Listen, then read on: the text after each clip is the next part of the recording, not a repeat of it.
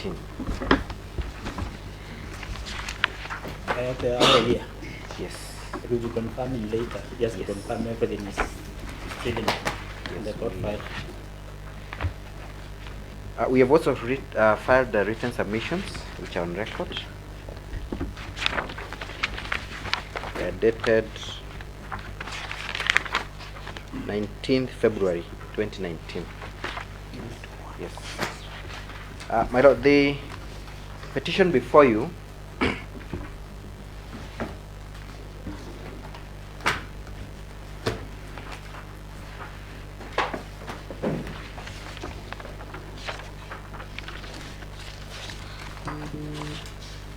was triggered by a Gazette notice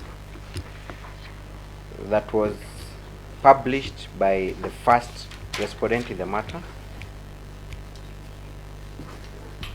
The Gazette notice is dated 24th May 2018, which sought to, among other things, establish a task force known as the Building Bridges to Unity Advisory Task Force, hereinafter referred to as the BBI. Yes. And the members of the task force are named in this petition as the 1st to the 16th interested parties. The gist of the Gazette notice, in our understanding,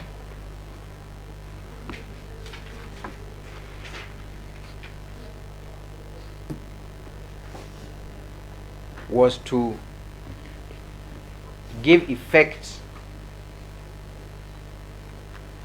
to a joint communique between His Excellency the President of the Republic of Kenya on one hand and the former Prime Minister of this Republic, Right Honorable Raila Amolo Odinga.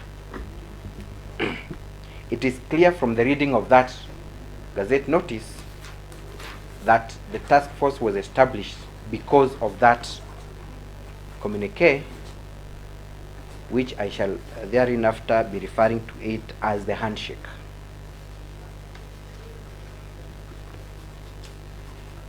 We have annexed the specific communique to our supporting affidavits and the Gazette notice. So we have come to court, my lord, with 5 issues for determination. Number 1, whether the said handshake goes against the principles of public participation.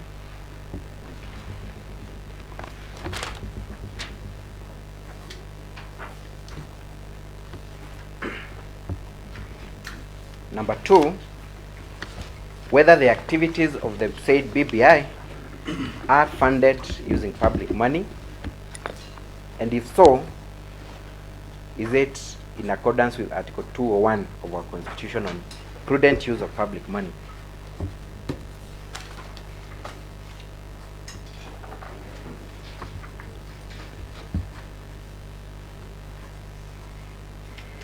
Number 3 is to whether there was a need to vet the members of the task force, that is being the 1st to the 16th interested parties, to establish their suitability, competence, and competence in line with Chapter 6 of our Constitution.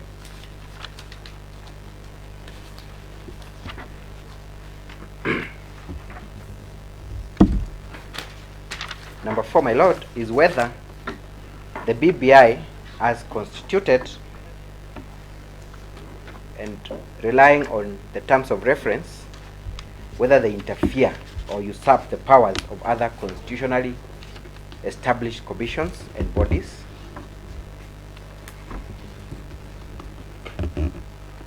And lastly, my lord, number 5,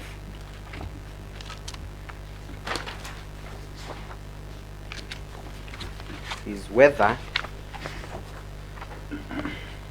the President of the Republic of Kenya is capable to enter into a personal agreement with an individual and then impose the objectives of that agreement onto Kenyans.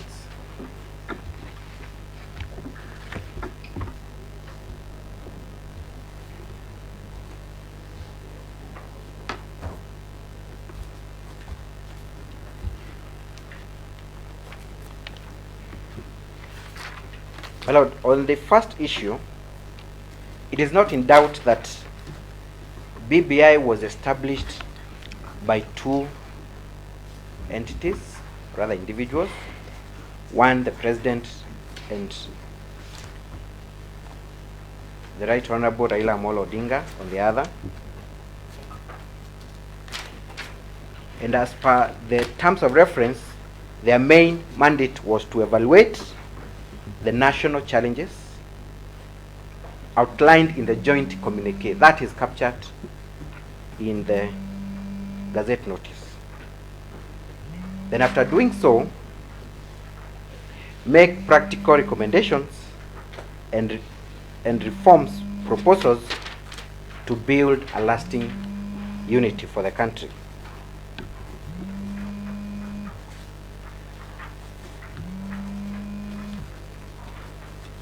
The question, my Lord, is, was there a need for the handshake to begin with?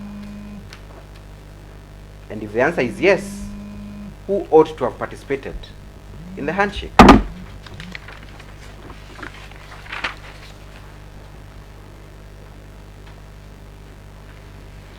My Lord, when you look at paragraph 20 of the replying affidavit, signed by one Ambassador Martin Kimani in response to our petition,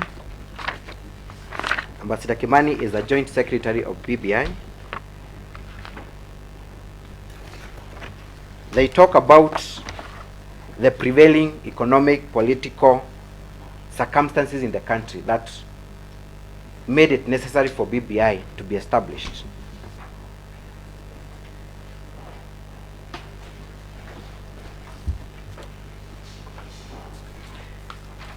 At paragraph 22, they talk about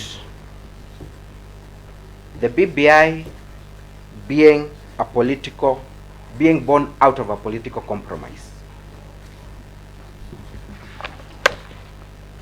If that be the case, my Lord, what is a political compromise? Who should have participated in that political compromise? The argument is that we were just from a divisive election and there was need for inclusivity. In fact, that has been the rallying call for BBI. His Excellency the President and Raila Amolo Odinga were not the only political players during the last general election.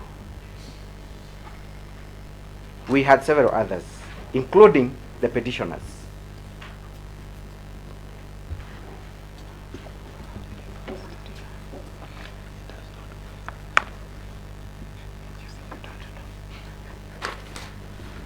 So the fact that two players in an election contest could gang up against all the rest, all the others,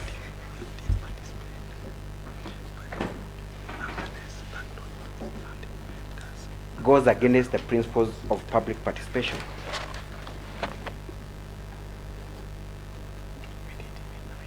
This court has made several pronouncements on the issue of public participation.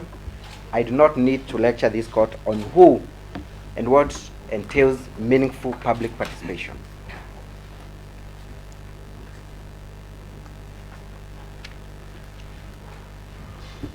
So then what we ought to have witnessed as envisaged under Article 10 of the Constitution is for the President or any other initiator of the handshake to bring on board all the relevant stakeholders, including the petitioners.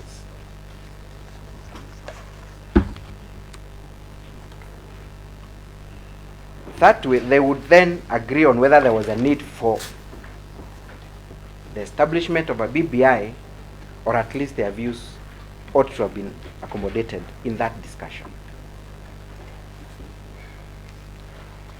failure to include all political players in what is referred to as a political compromise goes against principles of public participation.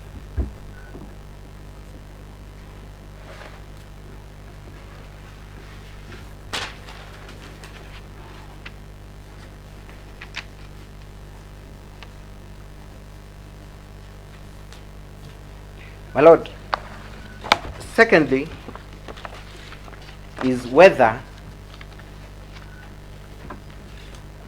the members of the state task force ought to have been vetted.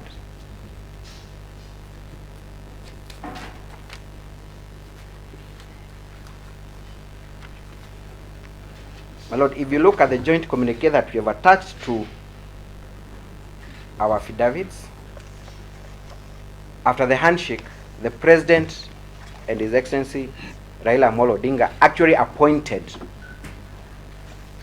the vision bearers to the task force, one being Ambassador Kimani and the other one being my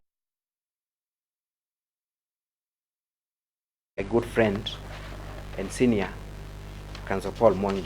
That is captured in the communique. So there was a clear intention to lock out anyone else.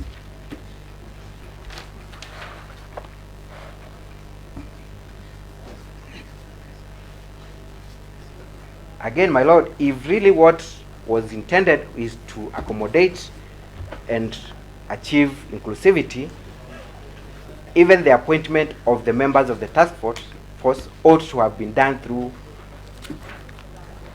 public participation and involving all the stakeholders.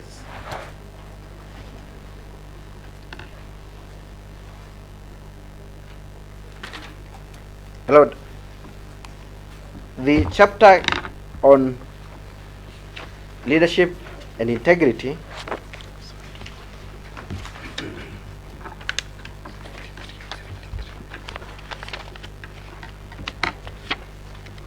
is very clear on who is to hold such a position that is being held by the members of the task force. In fact, under Article 73, 1 and 2, they talk about what is the mode of selection of any person who is to serve a public office.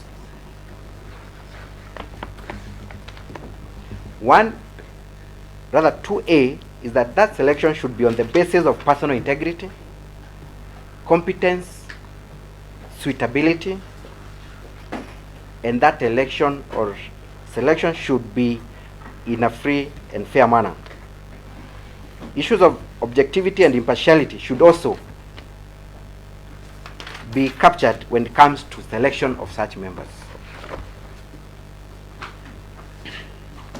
Now, what criteria was used to arrive at Ambassador Kimani and my good friend Paul Mwangi as the joint secretaries of this task force?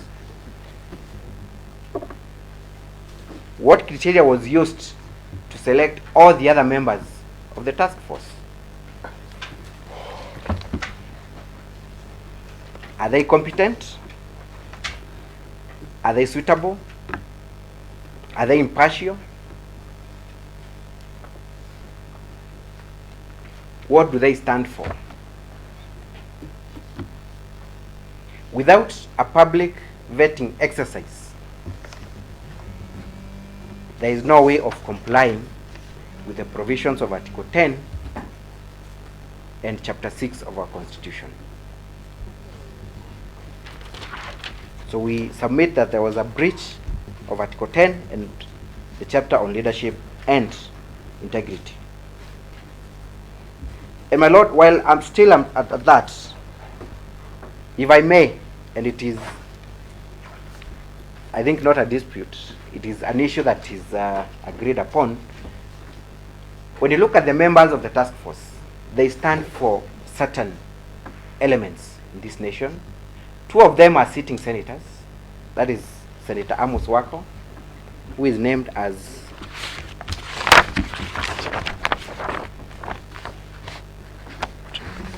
the fifth interested party. And we have the chairman of the task force,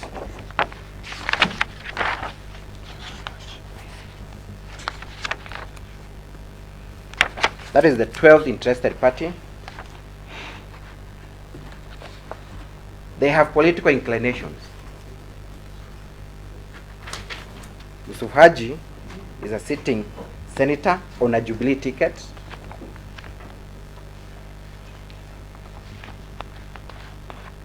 Our former AG is a sitting senator. My Lord, I'm inclined to object to that line of submission because those are not issues pleaded in the petition. Those are completely new material. They're not in the petition or in the affidavit. So those are material facts that ought to be presented through affidavits or ought to have been captured in the petition.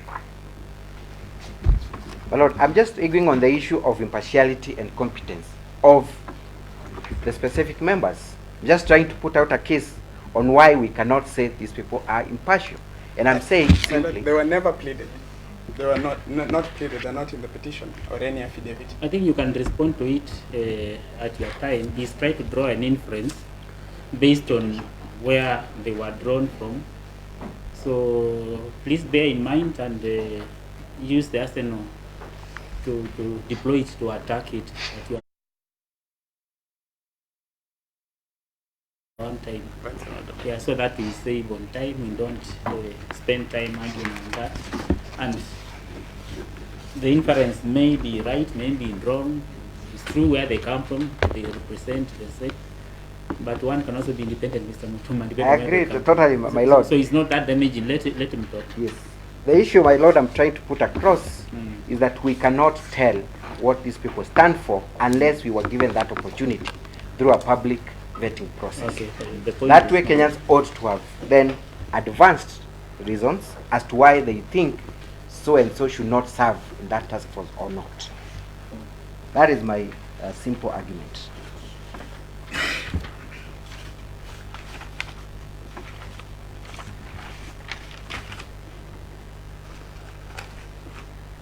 So the argument is Kenyans ought to be given the chance to hear their views on their suitability.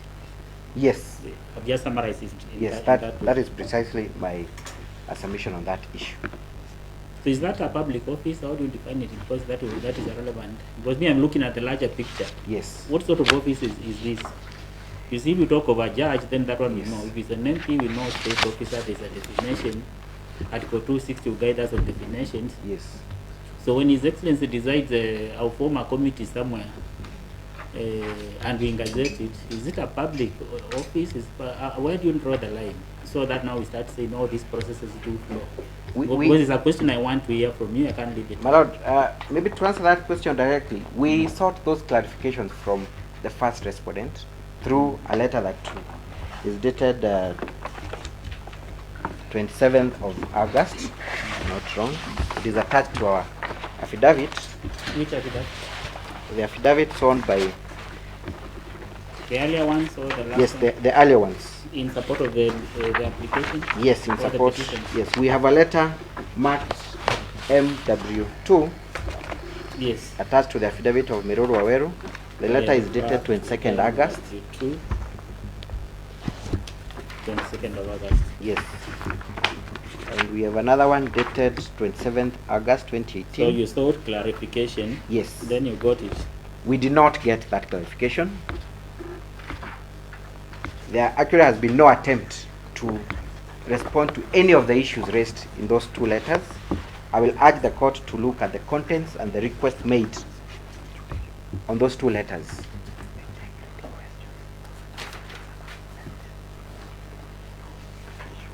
And even, my Lord, the appointing authority in this task force was the President through the first respondent. To date, they have not made any rebuttals to any factual allegations contained in our affidavits. What they have filed are grounds of opposition on matters of law.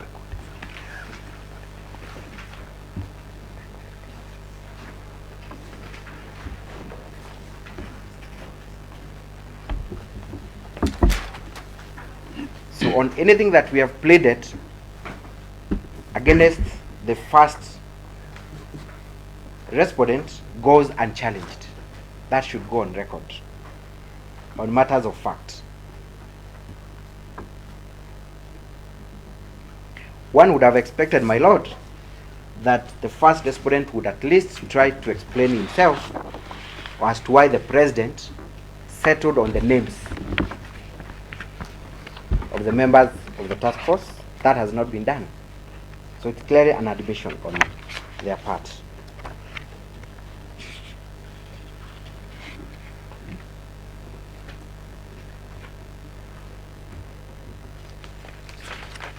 My lord, on the issue of whether the task force is being funded, again using public funds, the letter dated 22nd and 27th of August 2018 sought those clarifications. My clients wrote to the first respondent asking them whether this task force is being funded using public money, and if so, how much has been allocated and from which kitty. To date, there has been no response to our request. We have only learned through the media that around 10 billion has been exhausted in the process. We ought to have gotten that response. So why is that information on the amount? Or is from you? I am just stating that that is what we have had. Okay. And having not received any official communication despite our request, then we have no reason but to go by that, by what is going to the media. Okay. So Article 201, my lord, is very clear on the principles of public finance. Article 201A says that the principles that shall guide all aspects of public finance include openness and accountability, including public participation. Having sought information on how much and whether it is the government funding it and from which head, we deserved as Kenyans to be told, because we deserve that under Article 201. It's a principle of openness and accountability. That has not been brought to our attention up to date.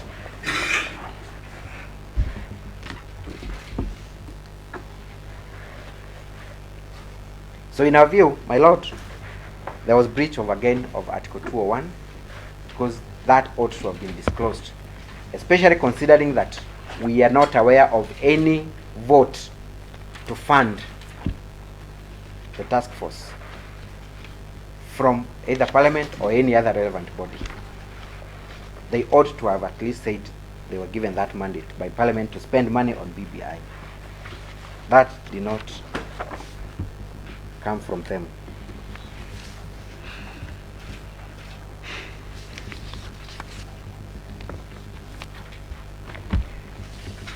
My lord, on the other issue, as to whether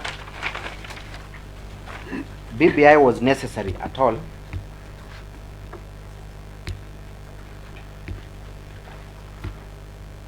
considering that we have had many other bodies, some statutory, others constitutional, others commissions, that have dealt with similar issues that were set out as part of the terms of reference. We submit that the BBI and its activities was a total waste of time and public money, because all that which they were supposed to do has been done before and documented, which is in the public domain. We took the liberty to prepare a table through a supplementary affidavit sworn by Dr. Aukot'S. The affidavit is the one dated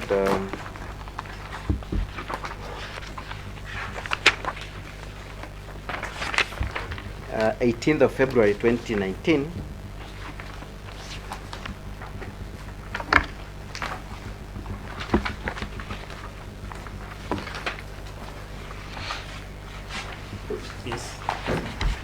We have at the end a table marked MW4,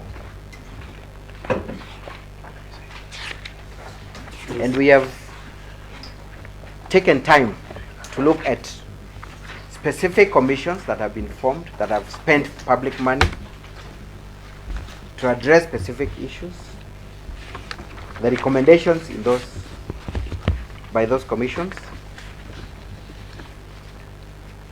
and where the Constitution has also given a constitutional body to undertake certain activities, we have put that in that table. Issues of ethnic antagonism, lack of national ethos, inclusivity, devolution, divisive elections. We have taken time to show the court why BBI was not necessary. And if we were given a chance as stakeholders in this country, we ought to have demonstrated that it was not necessary to do that.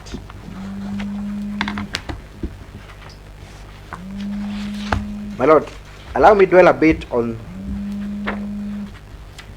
the supplementary affidavit by Dr. Aukot'S, the one I've just referred to, on the manner in which the so-called public hearings were conducted by BBI.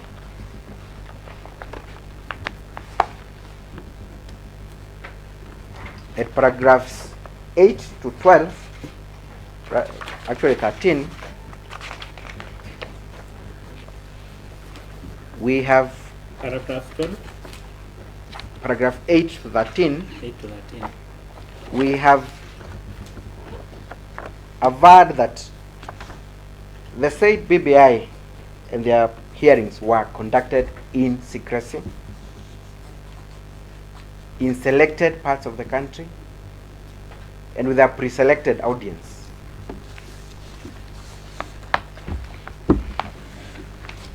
Again, that assertion has not been rebutted by way of an affidavit, despite the respondents having an opportunity to do that. We have stated in that affidavit that we did not have a publicized itinerary of the task force to enable Kenyans to know when and where to meet the task force and what was expected in terms of presentations to them. So even if they were to argue that they sanitized the process by taking the process to the people, then we disagree, because members of the public were not given that ample opportunity. In fact, my Lord, at paragraph 12 and 13, we ourselves had difficulties tracing the offices of BBI to even effect service. It was not known whether they had a registered office or an operation office. So how then were we supposed to even present memorandum if anyone was willing to present their recommendations to the BBI task force? That is captured in our affidavit. None of the respondents has responded in rebuttal to the same. Again, based on their own admission, the second respondent has confirmed that they were only able to interview 7,000 Kenyans. That is an admission from the respondents. Our question is 7,000 participants. What fraction is that in a country of 47 million?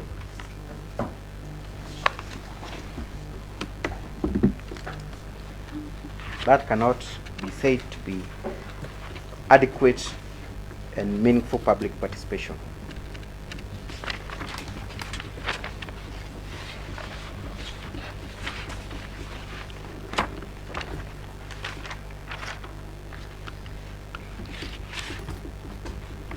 My Lord, on the issue of whether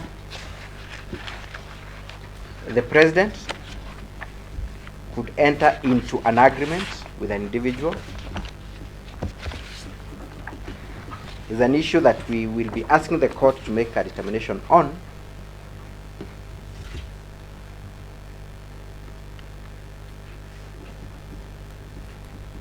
we opine that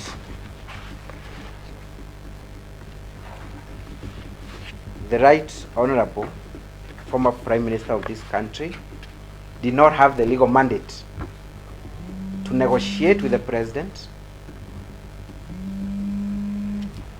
enter into what is known as their shared objective, and then spend money, public money, on that venture. Any person who does that ought to have some form of recognition under the law, especially where public funds are expected to be spent.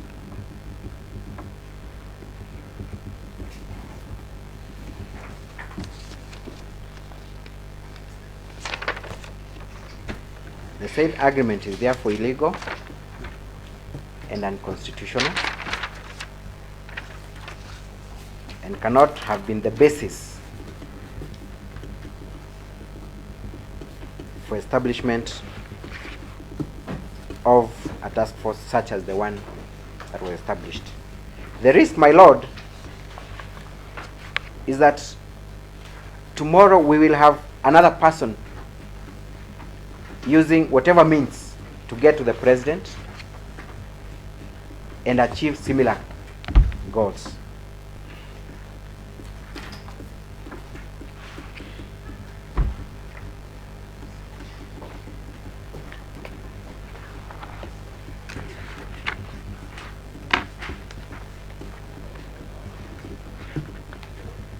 We wish to take judicial notice that inasmuch as the task force ended their mandate late last month, it is now in public domain that their mandate has been extended to proceed to what has been known as the second phase.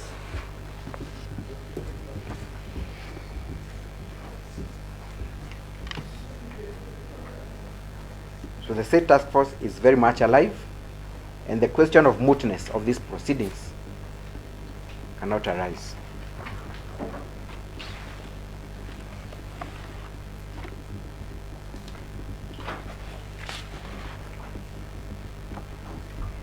We are here in court to impeach the process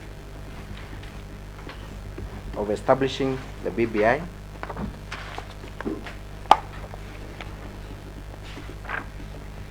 to impeach the manner in which the said BBI conducted their affairs,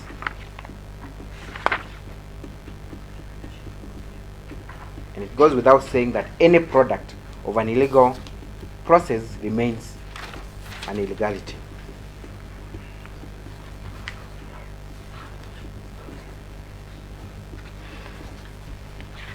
For that reason, we ask the court to declare the BBI unconstitutionally established, nullify all the activities,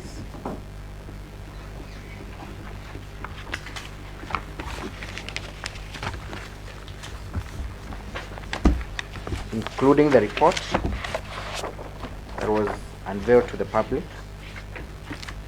only recently, and most importantly, because we've sought it in our prayers, to surcharge the respondents, especially the first to the 16 interested parties, for misappropriating public funds in an unlawful and unconstitutional venture.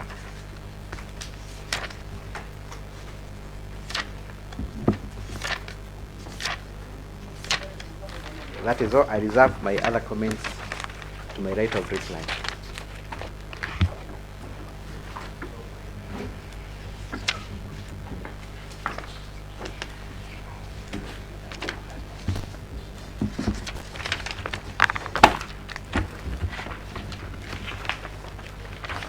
From the take Mr. Korea, you are next.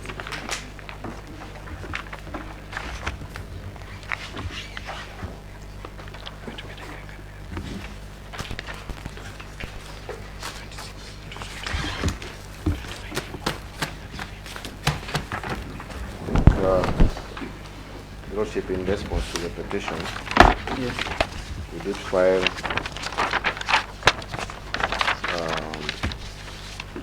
grounds of opposition.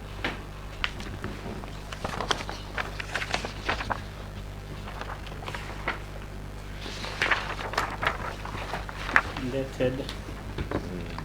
Yes, I've seen them. Yes, filed on the 29th January. yes, and filed on the 8th of April 2019. But they are dated 5th day of April 2019. 5th April 2019, and filed on the 8th of April 2019.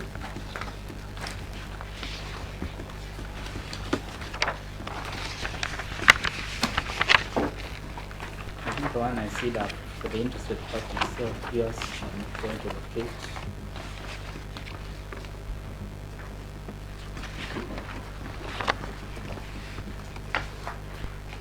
I think because I have copy, I Yes, want to get copy. to make sure that First Yeah. and third respondents grounds of position, I think I've seen them. yes, and then we also filed written submissions.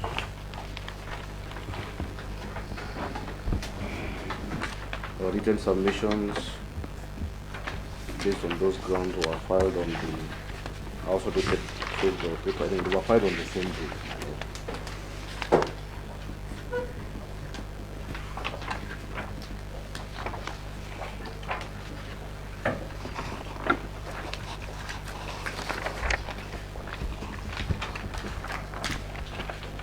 Yes, continue. I think in our grounds of opposition, and I think the first issue I would like to address is the issue of public participation. Yes, yes, you don't locate your submissions. Are they bound? No, they're not bound. Second respondent submissions, is it? Second and first and third respondents written submission.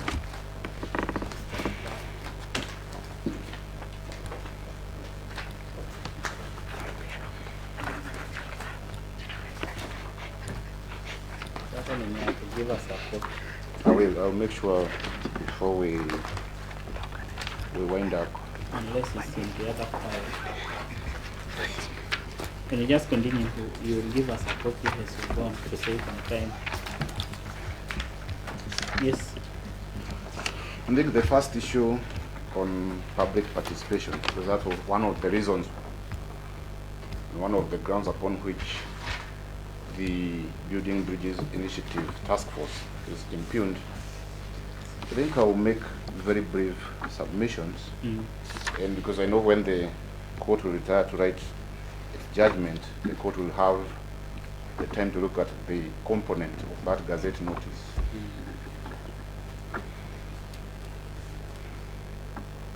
My submission is that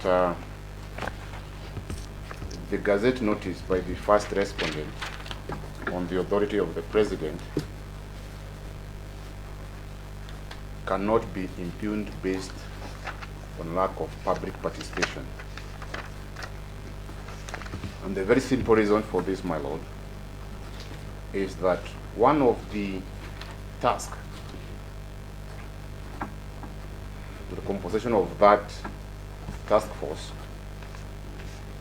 was to involve the public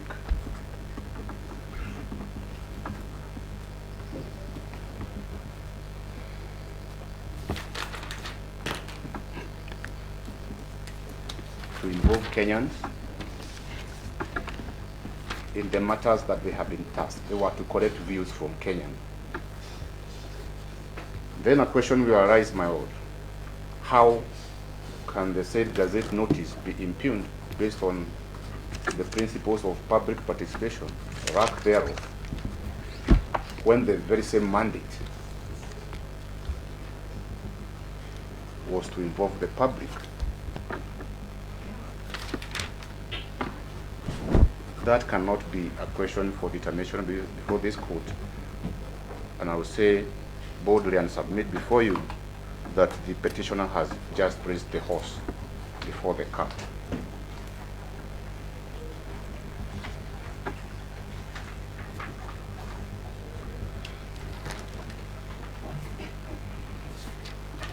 Because if you read the content of that Gazette notice, my lord, you'll find that one of the reasons why the task force was being formed is to actually collect the views from the Kenyan citizen.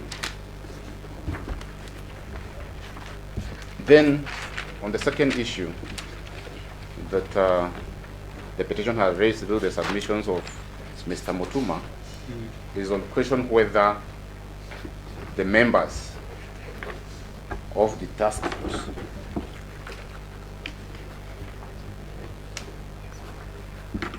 were supposed to have been vetted.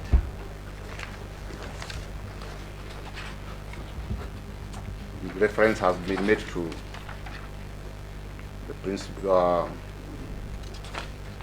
the question under section Article 73, and then a question will arise before you whether the said members or the interested from the first to the 16th interested party are public officers or either state officers or both.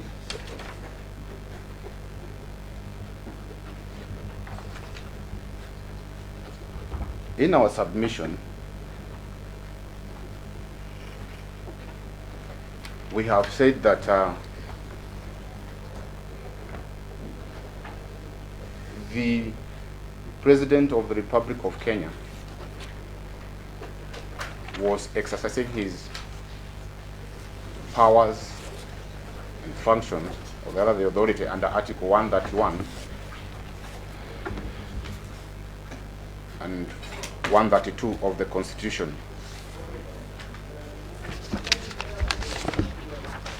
And again, we have invoked the provisions of Article 129 of the Constitution on the authority of the executive office, the executive authority of the President.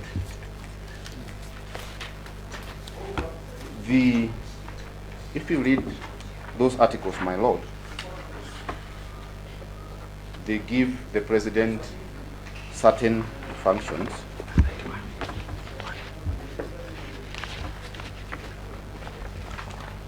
and if you read Article 132, Sub-Article 1, Paragraph C, the President has a specific constitutional function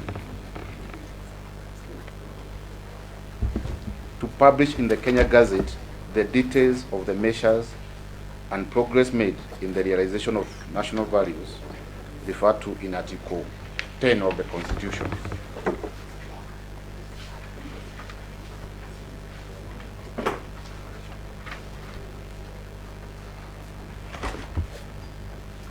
Our submission is that one of the functions under Article 132, that's what the particular paragraph I'm reading 2C, is to promote and enhance the unity of the nation. And the article provides at C to promote and enhance the unity of the nation. How that article is couched gives the President a wide latitude and leeway. In fact, I will submit and say it is a wide constitutional discretion to determine, in absence of any other provision in the Constitution, how he is going to execute that particular function. Such that our submission is that whether or not the first to 16th respondent were to be vetted, our submission would be they are neither public officers or state officers specifically defined under Article 260 of the Constitution.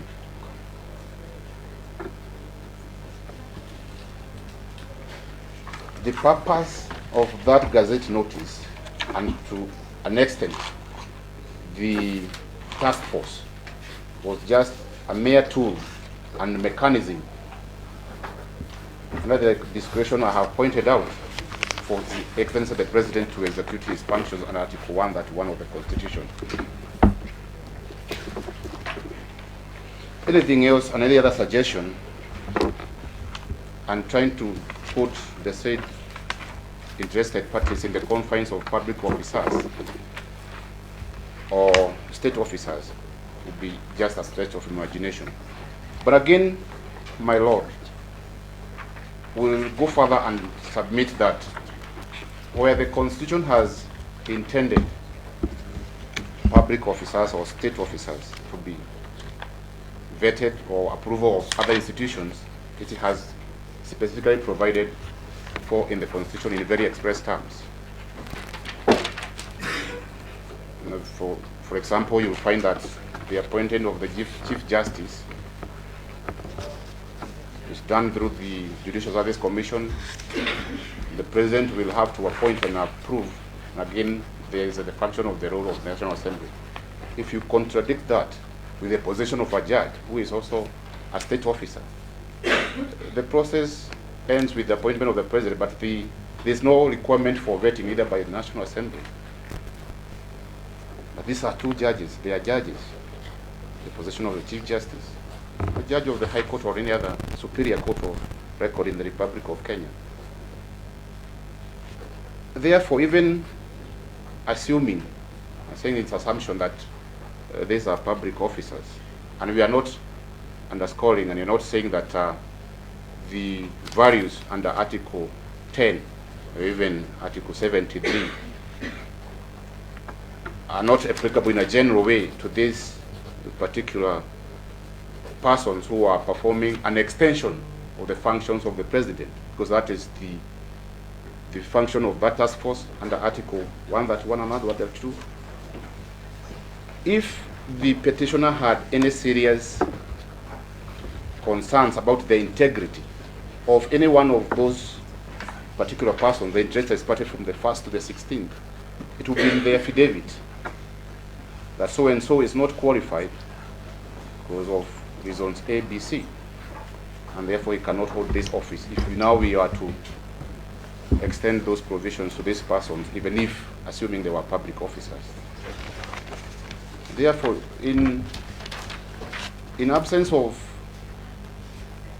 any constitutional edict that these particular persons were, in the strict sense, public officers or state officers, I would say that the argument that they ought to have been vetted, and again in absence of any specific aggregation of lack of integrity or otherwise, then I think that argument cannot hold.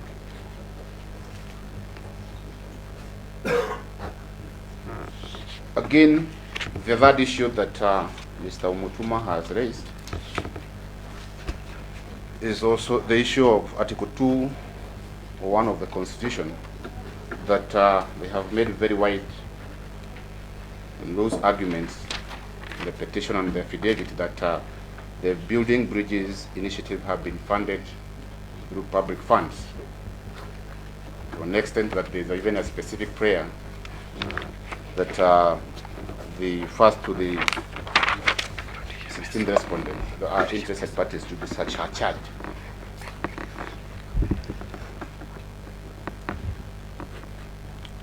I think the rule of evidence and pleadings have always been that whoever alleges must prove.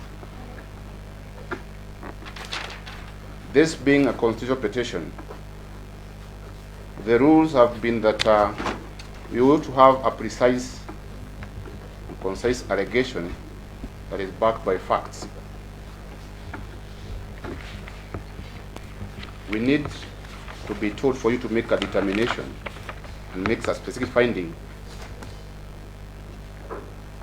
that public money in terms of so many millions or billions or thousands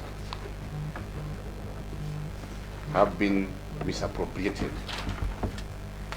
contrary to the principles of public finance under Article 2:1 of the Constitution. They are just mere allegations. no specifics.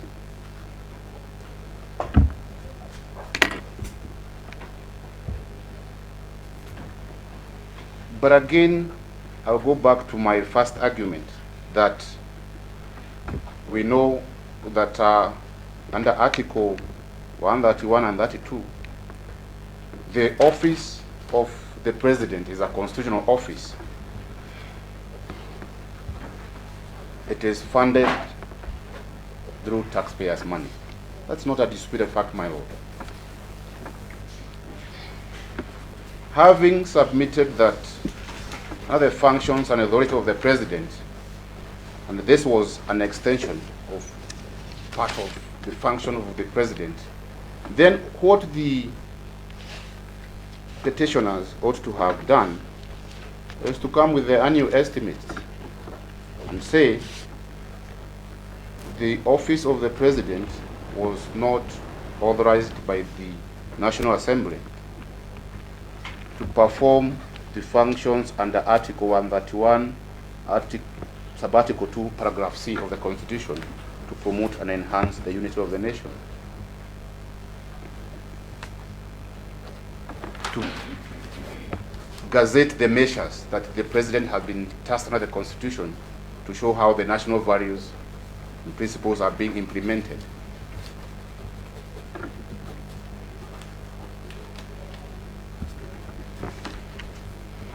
If, my lord, I may draw a parallel with another function of the President. For example, if the President were to form a commission of maybe inquiry when we want to remove a judge, for the removal of a judge, we are not very sure whether there's a judge this financial year who is going to misbehave, be subjected to a commission for removal, such that there must be some funds set aside for such a function should a need arise in those budgets. That's one of the functions of the President, where we cannot determine whether it is going to happen or it is not going to happen. So you are saying there was no need for a separate budget? What I'm saying is that the President has been, the office of the President has been funded by taxpayers to perform its functions. But there are specific functions, because we know our budget is a program budget. But we cannot say, for example, this financial year, there are so many judges and commissions that are going to be formed for the removal of judges. That one we cannot predetermine. But again, that is a function that the President must be funded by taxpayers to perform should a need arise.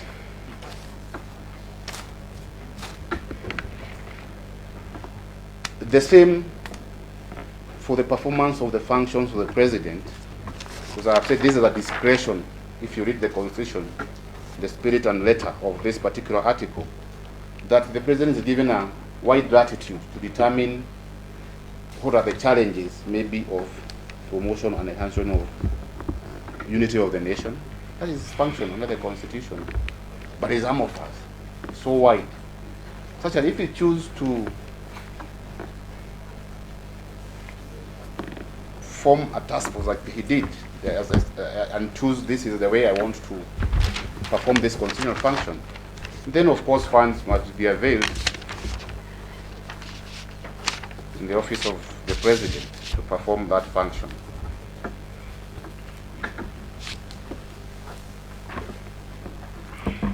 If the President was not authorized to buy a desk, and he bought a desk by the National Assembly, then they'll be having a case. I think that will be all for whether the public funds have been used or not, because I have said there are no specifics.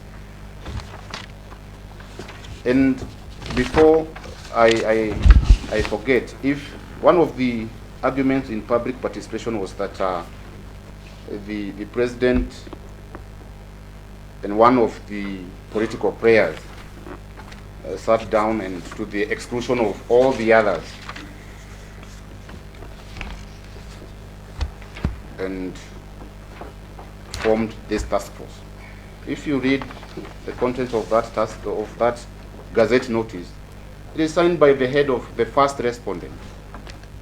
There is nowhere the name of any other political player appears, such that after the formation of this task force, anybody else, including the petitioners or any other person who considers himself a Kenyan, was to give his views, and therefore we cannot say anybody was excluded.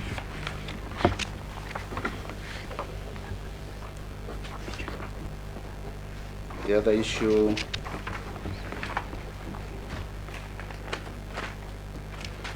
there's been a concern by the petitioner that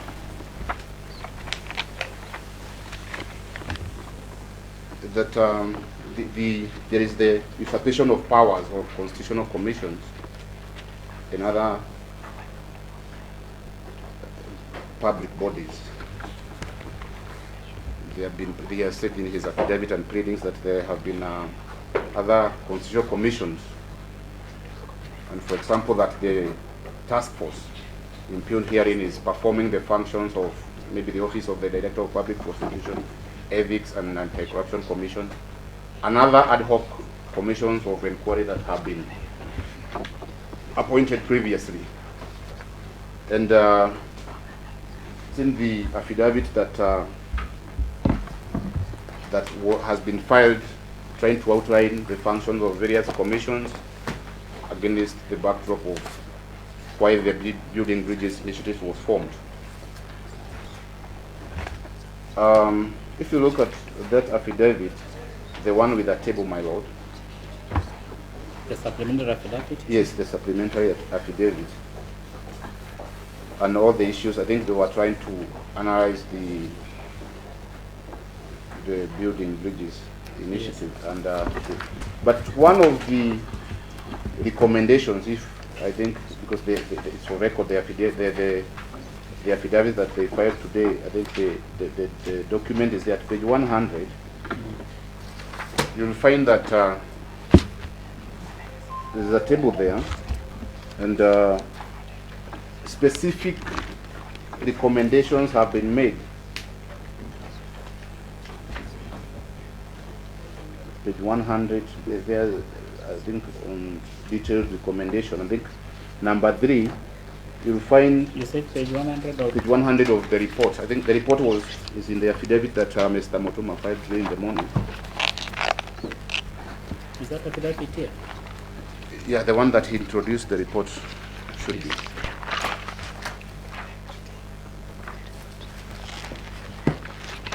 This one? Yes. The report? Yes, yes.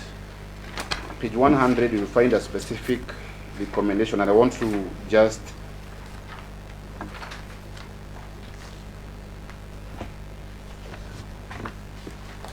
point out something, because he has said that this task force is usurping the powers of the various constitutional commission and other commissions that have been formed.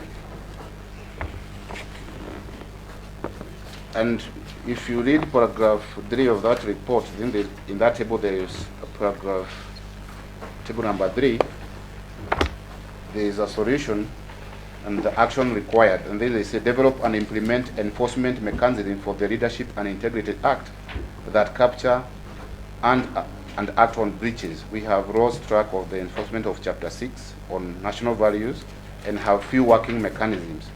The present focus on financial impropriety, as important as it is, disregards other important breaches of our national values as bullying, misleading the public, discrimination, demeaning public office, among others, that may not amount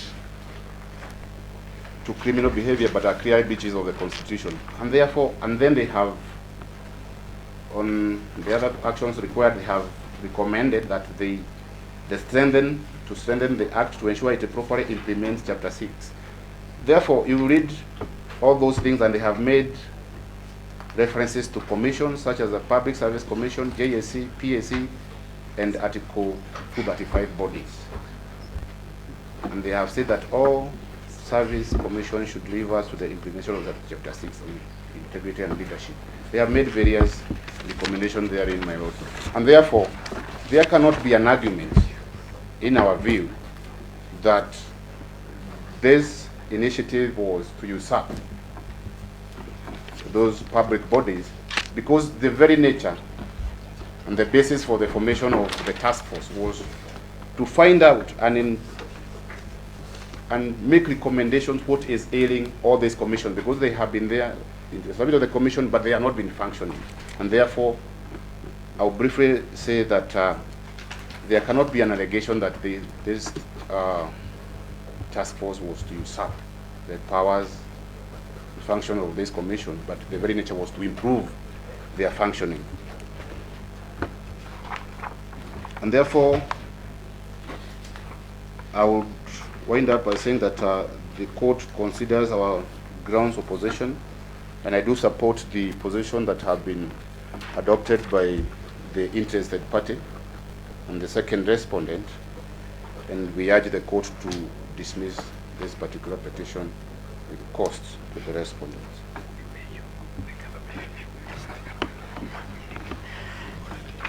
I'm most obliged, my lord.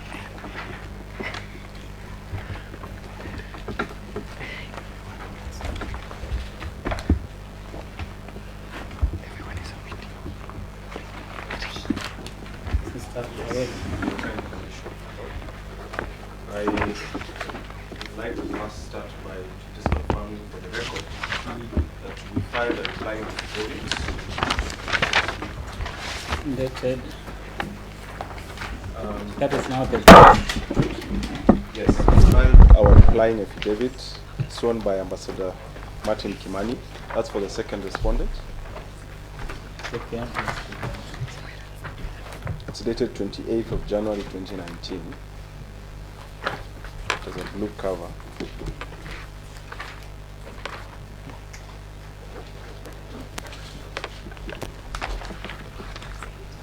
Yes, I've seen it. Yes, and we also filed grounds of opposition on behalf of the interested parties, dated 29th of January 2019.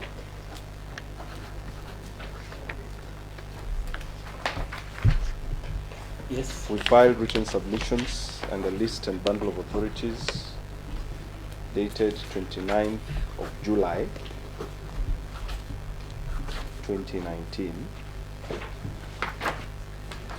Those submissions are very extensive, my lord, and therefore we will not take a lot of your time in our highlights. Yes, I want to see the submission so that we are together as you submit. Yes.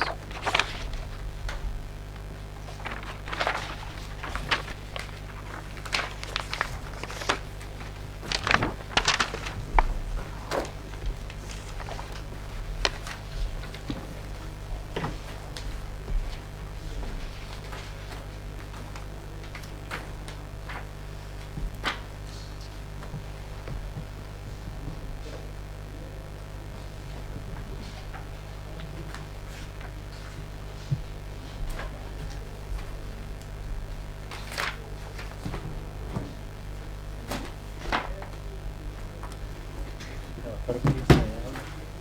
Yes, I've seen it.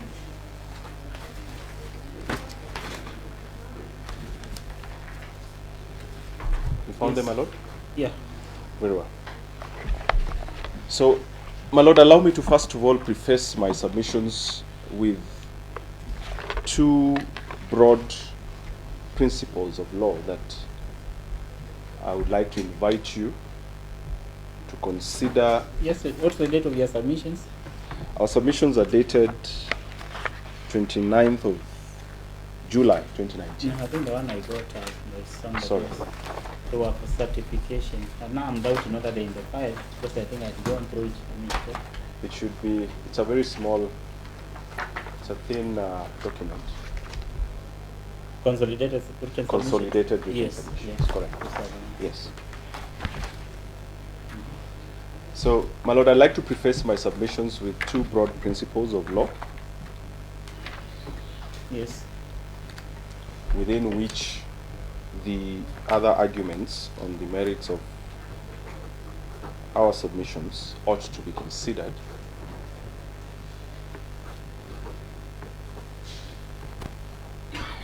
Yes. First, my lord, it is now a time-hallowed principle of this court, the Constitutional Court in particular, that constitutional petitions must be precisely crafted so that a petitioner must, with a reasonable degree of precision, state that which he complains of, the provisions of the Constitution that have been infringed,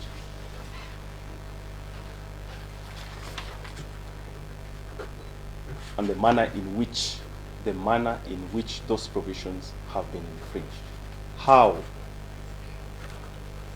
those provisions have been infringed. And my Lord, we rely for that submission on the Locus Classicus Anarita Karimi Njeru versus Republic, miscellaneous criminal application number 4 of 1979. It will be our submission, my Lord, that the petition is replete with generalities and ambivalent allegations,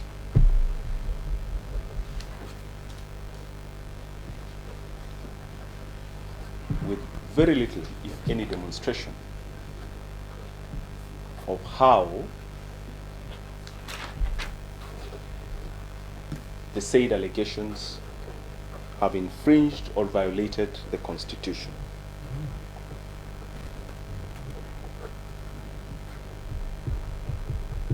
The second broad issue of law that I will be submitting on is the political doctrine question. My Lord, again, this court, time above number in several decisions, has postulated that it is not always that the court has to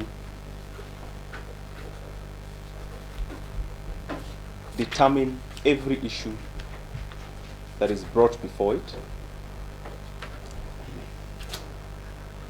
in recognition of the fact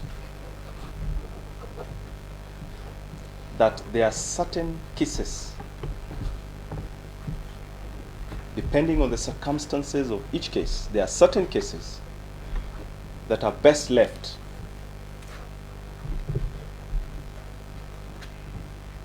for executive decision making. So that the court must be very cautious in venturing into making decisions on issues that will otherwise see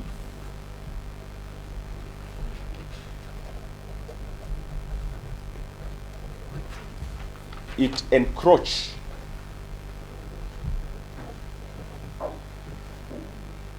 into the sphere of the other arms of government.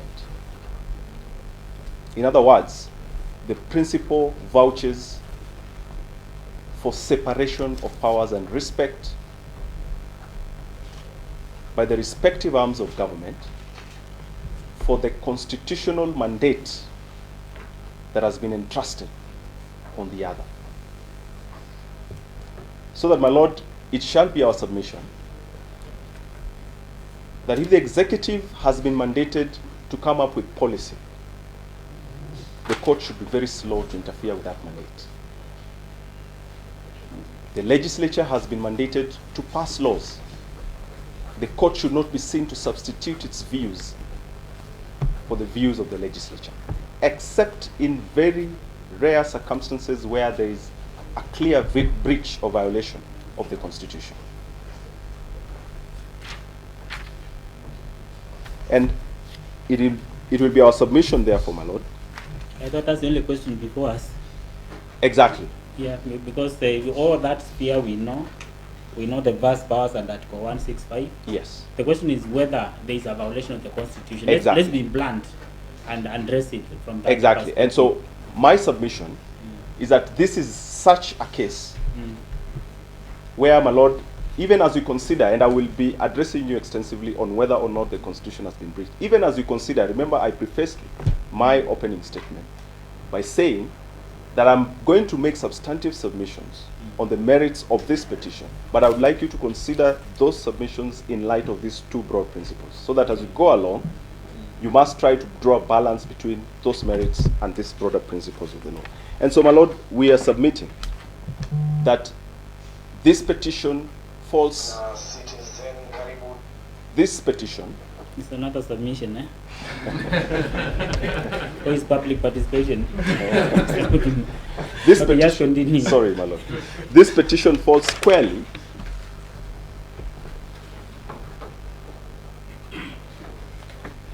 within the realm of what may be considered a political question, and for which, my Lord, in making your decision, we urge you to exercise caution and restraint in the manner in which you decide to determine the petition. My Lord, we have framed a number of issues for determination, and I'm going to highlight them as follows. On issue number, on issue A and B, sorry, I'm going to address you on issue. That's your paragraph 6? Yes, paragraph 8. Paragraph 8. Yes. So I'm going to address you on whether the President had the authority or has the authority in law to establish the BBI and or appoint members of the BBI. That should be issue number B. So you are skipping it for the time being, or you come back to it? Yes, that is the broader issue that I have addressed you on, which I shall be addressing all the other issues on as well. So yes. I'll address you on issue number B, and whether the President had the authority to appoint the members of the BBI in the first place. Yes. My Lord, I would like to first start by pointing out that the petitioners in this case, my Lord, are described as the Third Way Alliance Kenya and Dr. Uhuru Aukot'S. There is no denying that they are political actors within the Republic of Kenya. Third Way Alliance Kenya is a political party. Yes. And Dr. Uhuru Aukot'S describes himself as the party leader of Third Way Alliance Kenya. In essence, my Lord, what we're saying is that they are politicians in the strict sense of the word.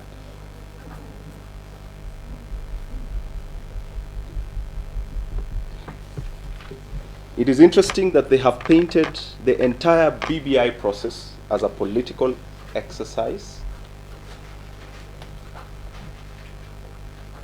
far withdrawn from the legal and constitutional processes that have been prescribed under our laws, and in particular the Constitution of Kenya 2010.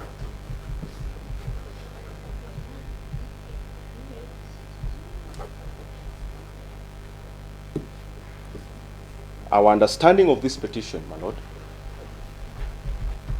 is that the petitioners, in principle, have no problem whatsoever with the issues that were raised in the joint communique between the President and the Right Honorable former Prime Minister, and which founded the Gazette notice that established the BBI. They have no problem whatsoever with those issues. And the only problem in our understanding that the petitioners have with the BBI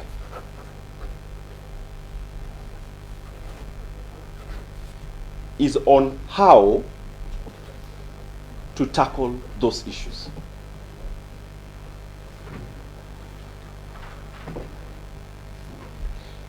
In order to address the how, my Lord, what the petitioners are effectively inviting you to do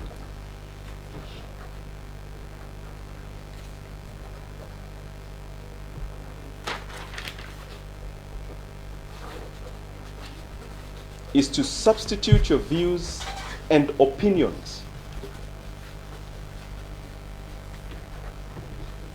with those of the executive that conceptualized the BBI.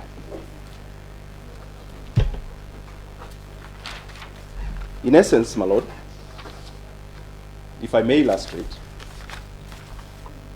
there is no denial on the part of the petitioners or any other party in this matter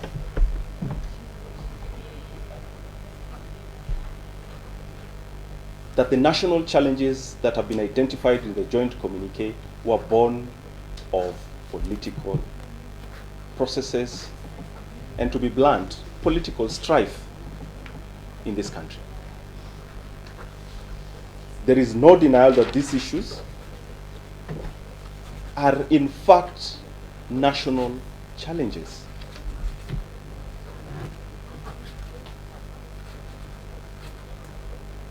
And that they have been a challenge despite the existence of the Constitution. And before the existence of the Constitution, there have been challenges that have dogged this country and therefore inhibited the realization of the ideal Kenyan state, nation state, that we all want, including the court.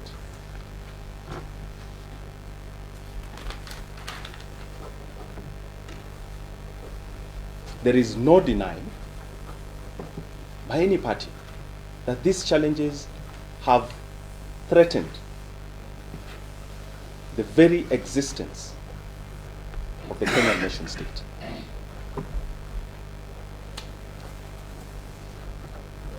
As a matter of fact, my lord, I will invite you to take judicial notice of the hundreds, if not thousands, of petitions and JRs that have been filed before this court on these very national issues, national challenges,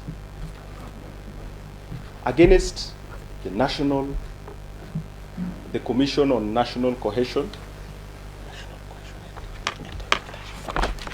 National Cohesion and Integration, the IBC, the Ethics and Anti-Corruption Commission. And all this in the background of a constitution that is the supreme law of the land.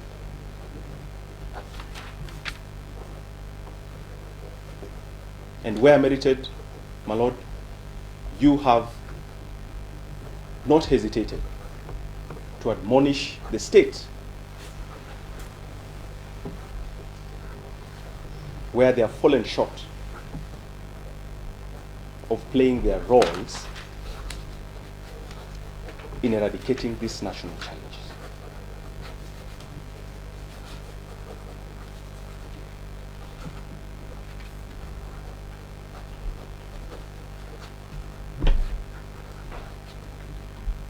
And therefore, my lord, it is impossible to delink these national challenges that have been identified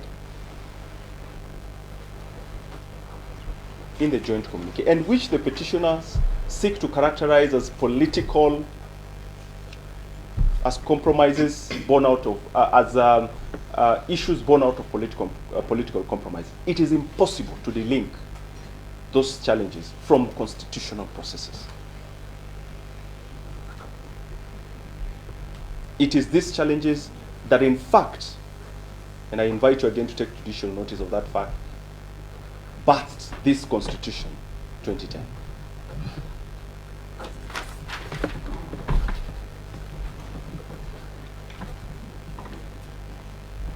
And therefore, my lord, there is a very thin line between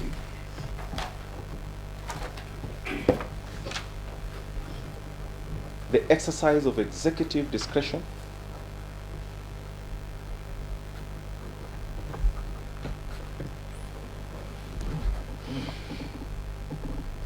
and political compromise, as alleged by the petitioners.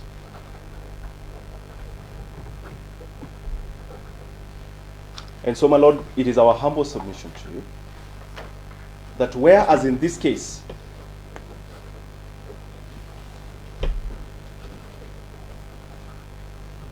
executive discretion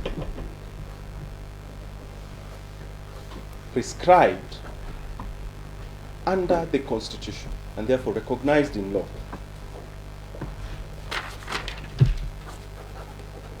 is inextricably intertwined with the so-called political compromises and processes.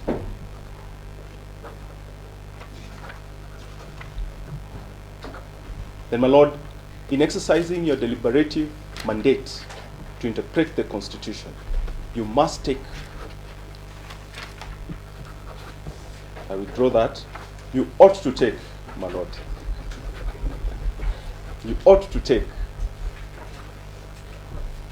the interpretation that will enhance the development of the law, not as it is, because the law as it is cannot be conclusive. This Constitution is not conclusive in itself as it is. Yeah, that's the undictated under Article 259. Exactly. It's- Exactly. I normally call it a great command, if you have seen my determination. Yes, my Lord. I agree with We you. have a constitution tells us how to interpret it in a manner that promotes the development of the law, Exactly. human rights, etc. So we, and I like venturing in those areas where the law permits. Thank you, my Lord. And therefore, my Lord, having said that, it is our very respectful view that this petition is nothing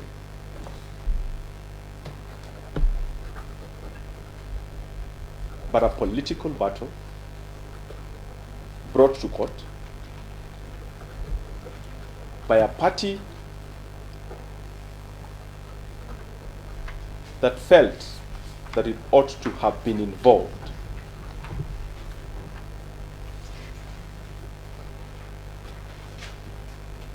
in the process of the creation of the BBI. And that again brings me to the political question doctrine. My Lord, at what point, therefore, would the court determine that, or rather, in the event that it is true that they ought to have been involved in the creation of the BBI, my Lord, would it be within the province of this court to determine at what point the executive ought to have involved the other players, the political actors, in the creation of the BBI? In other words, can the court make a determination that, Mr. President, this is the time you ought to have involved them and not later? What would be the outcome in any event? Would the outcome be any different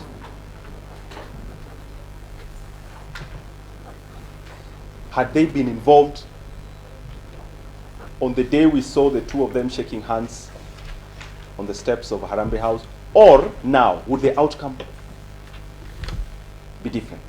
And so you see the embarrassing situation that the court is then put in to try and substitute its views for the views of the executive as to when it would be appropriate to make certain decisions.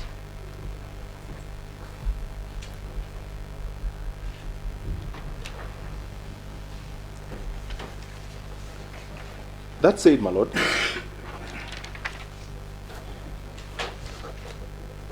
we submit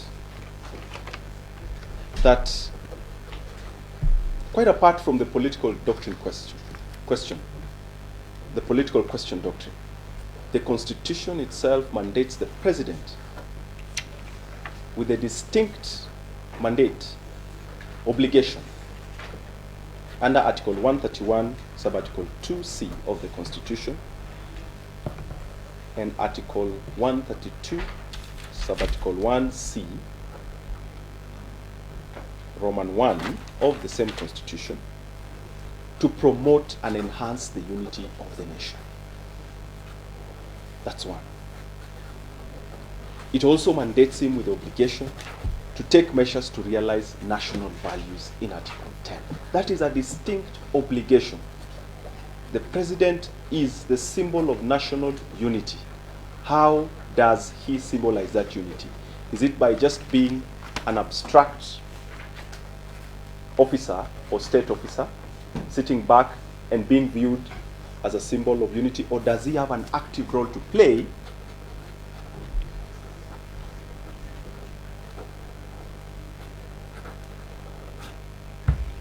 in achieving the national values and principles of governance and Article 10? We submit, my Lord,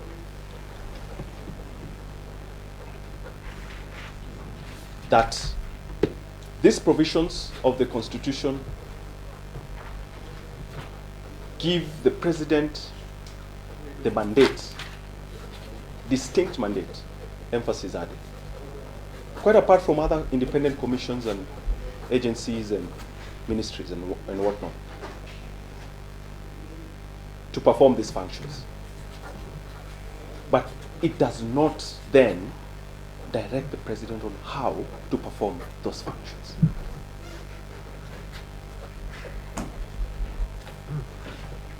And this, ideally, is the very essence of the principle of separation of powers.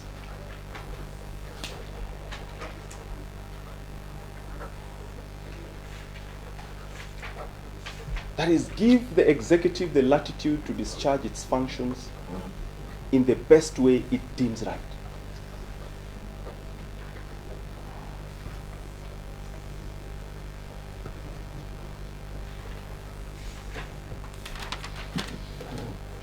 It is also a foundational principle of our constitutional democracy.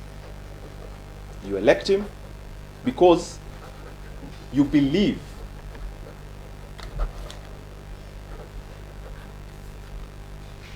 that his way of governance is what, in your view, would best achieve your interests. And it is only in those limited circumstances that he has outrightly violated the Constitution that, my Lord, he has to be brought to check.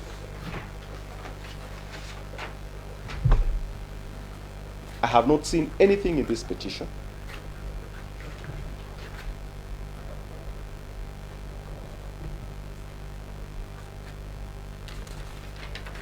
that has even suggested that what the president did was so unreasonable and so irrational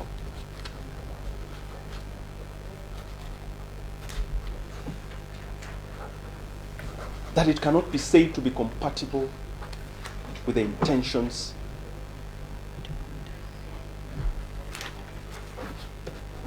of the people.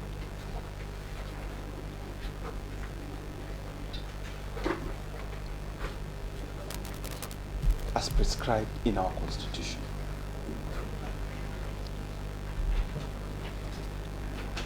And, my Lord, on parity of reasoning, it is the same way that independent commissions, once given the mandate, for instance, the National Cohesion and Integration Commission, I mean, it is given the mandate to perform its functions, but there are certain elements of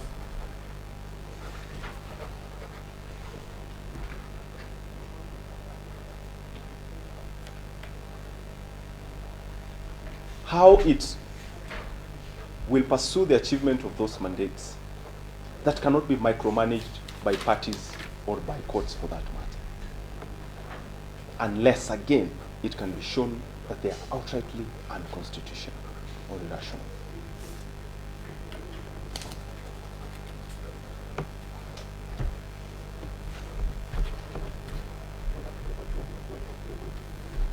My Lord, add to that the argument that the BBI's mandate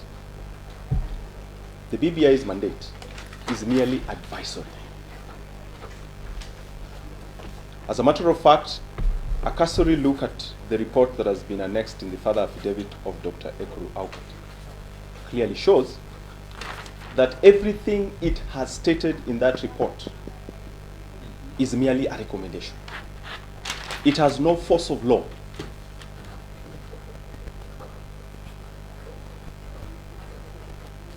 So that even for the argument that it has usurped the constitutional mandate of other independent commissions and offices,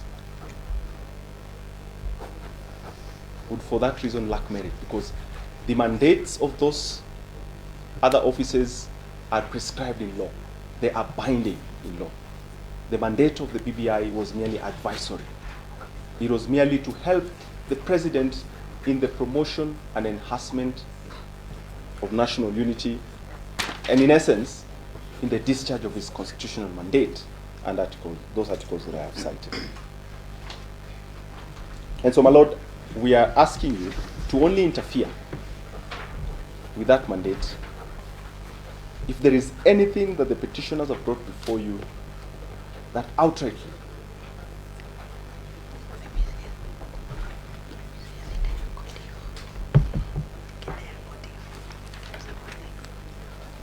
supports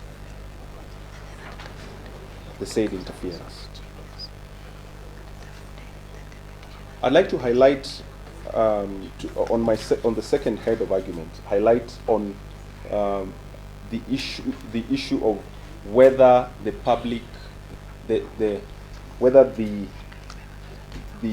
creation of the BBI has violated the principles of public finance management under Article 201 of the Constitution. My Lord, under Article 201 of the Constitution, for purposes of this petition, is relevant only to the extent of Article 201, sub-article A of the Constitution.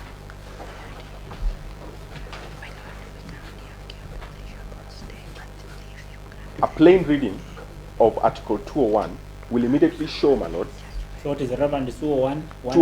201A, 201A, 201A only. The following principles shall guide all aspects of public finance in the Republic. There shall be openness and accountability, including public participation in financial matters. It is a framework position, and that is clear from the very statement, the following principles. The opening statement of that provision speaks for itself.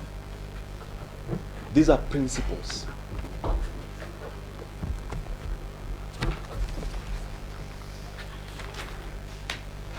Again, the petition lacks in specificity to that extent. Nothing in the petition states how those principles have been violated. Absolutely nothing.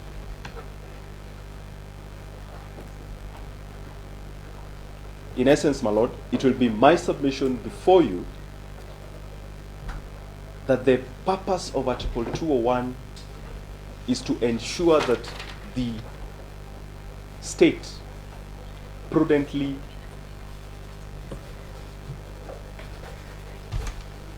manages public finances. And I'll call it the prudential test. How has the petition met the prudential test under Article 201 of the Constitution?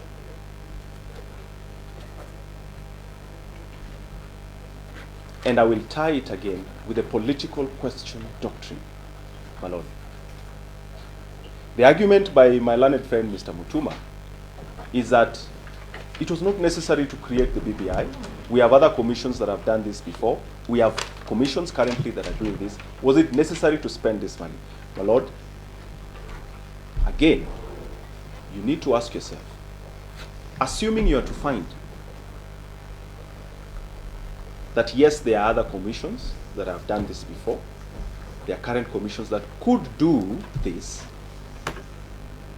my Lord, is it the province of the court to determine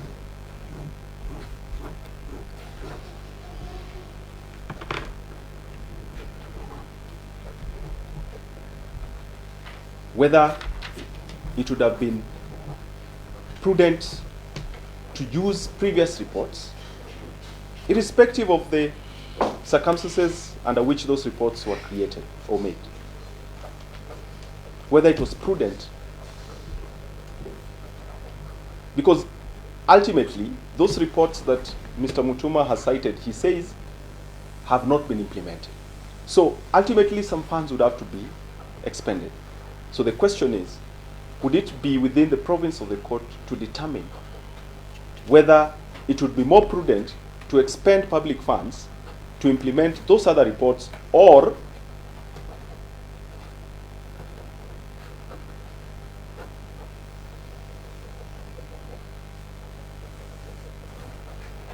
the BBI report?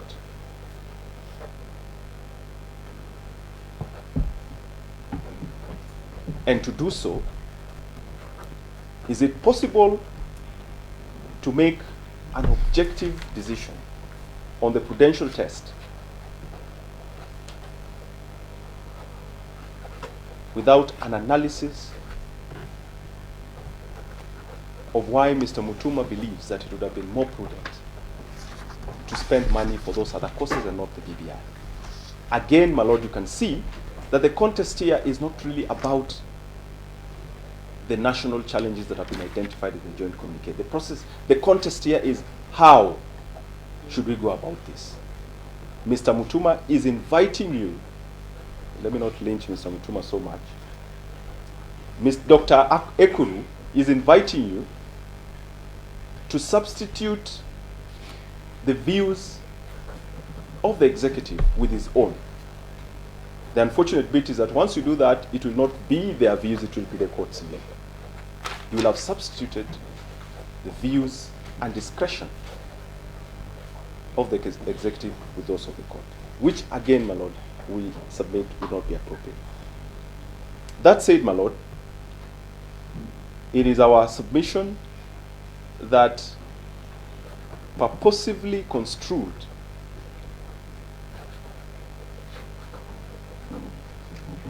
the meaning of accountability and openness that learned counsel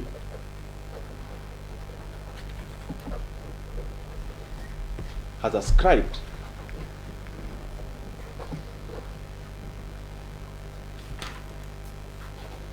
in this petition is not that which was intended by this constitution.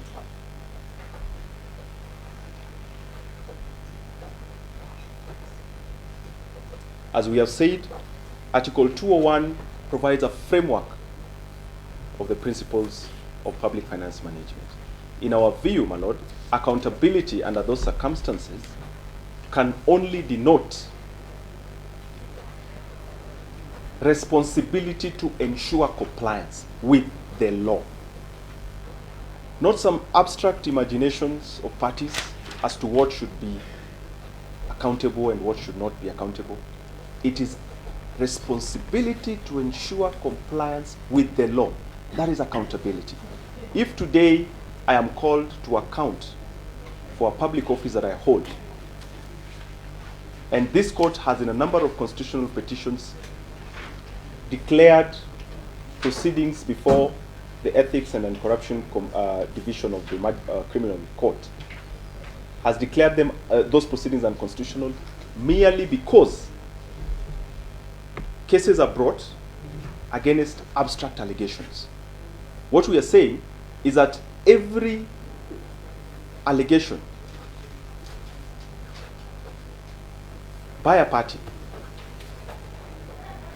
that a public officer is not accountable should be specific as to which specific provision of the law that public officer has violated.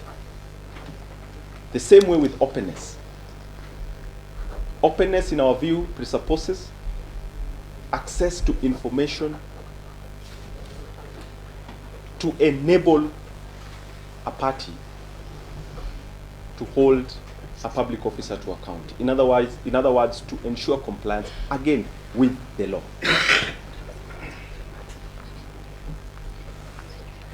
Now, my lord, this country is not short of laws on public finance management. Pursuant to Article 201 of the Constitution, there was passed the Public Finance Management Act, and there was passed the Public Audit Act. Under the Public Finance Management Act, as my learned friend, Mr. Kuria, submitted, all ministries, offices, departments, and agencies of government, including the executive, are required to provide their budgetary estimates every year to the Exchequer.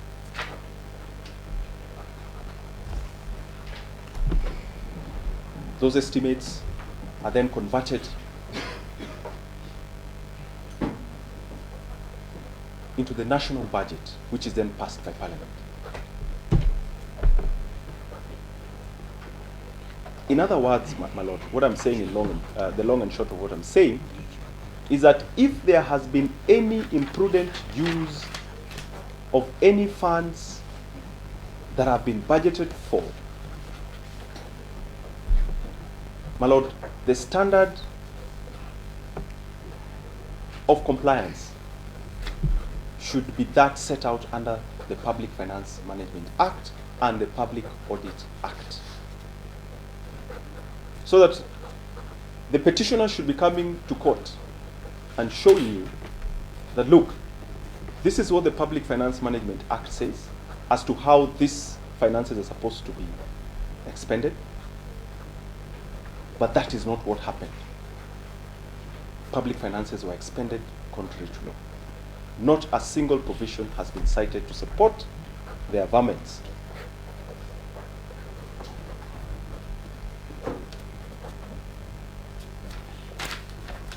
That the BBI spent public finances in contravention of the law. Which law?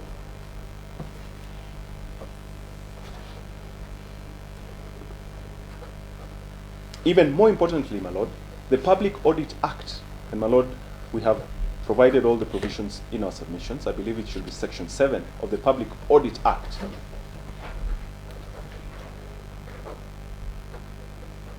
Provides specific procedures that are to be followed by an independent office created under Article 229 of the Constitution, the Office of the Auditor General, to confirm compliance with the law as to public expenditure. In other words, my Lord, in the event that the BBI spent public finances unlawfully, it is premature for any party to come before you now to make ambivalent allegations, because the danger that you then expose yourself to is that you will short-circuit the duties of the Auditor General. What if the Auditor General, my Lord, after you render this decision, in another 3 or so months, returns an unqualified report on the manner in which the executive spent its money? What then happens? Particularly in light of the fact that his office is an independent office under the Constitution, as is yours. My Lord, we invite you to decline that invitation, because then you will have encroached into the mandate and functions of an independent office under our Constitution.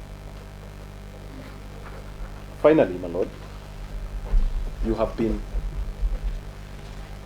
told that the BBI has usurped the roles of existing and past independent commissions and violated the principles of public participation. My Lord, as I have already alluded to,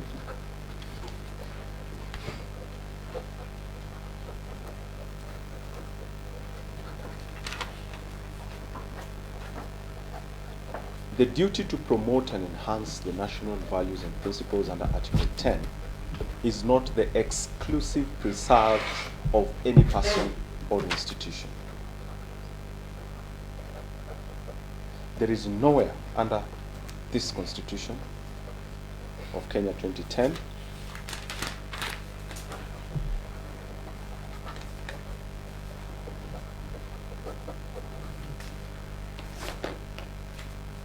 that the Ethics and Anti-Corruption Commission, for example, is the only body that is mandated. Is the only body that is mandated to discuss, interrogate, or in any way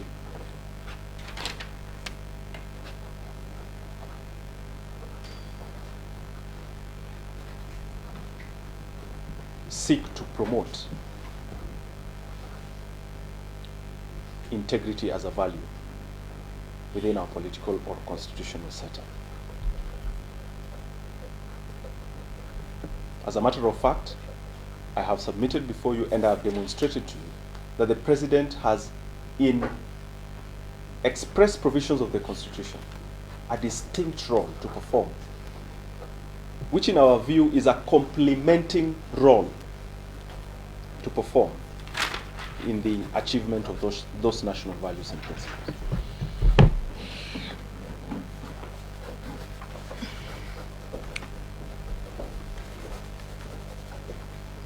And so, my Lord, you have this then, again, will bring you to the monotonous issue that you have dealt with time above number as to what is the nature of our Constitution.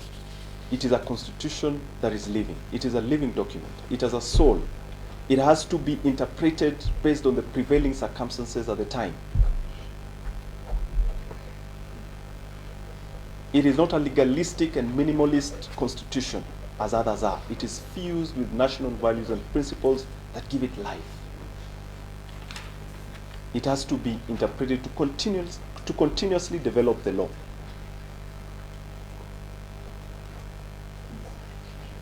Is there any prejudice that has been pleaded or proved by the petitioners that would warrant the interference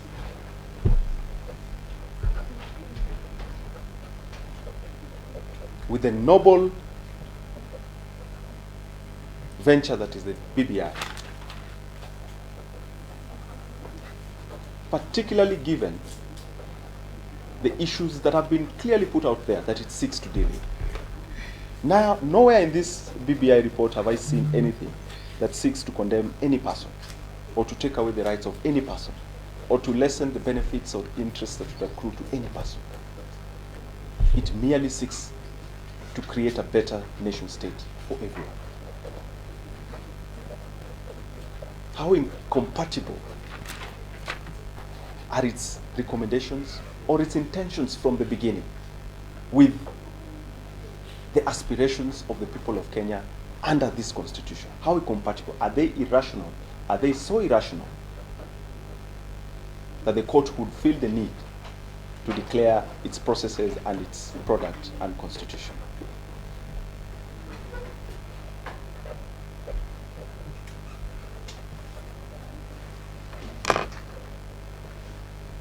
My Lord, allow me to just very quickly read this decision, a decision of the Supreme Court in Mumo Matemu versus Trusted Society of Human Rights Alliance and 5 others, where the Supreme Court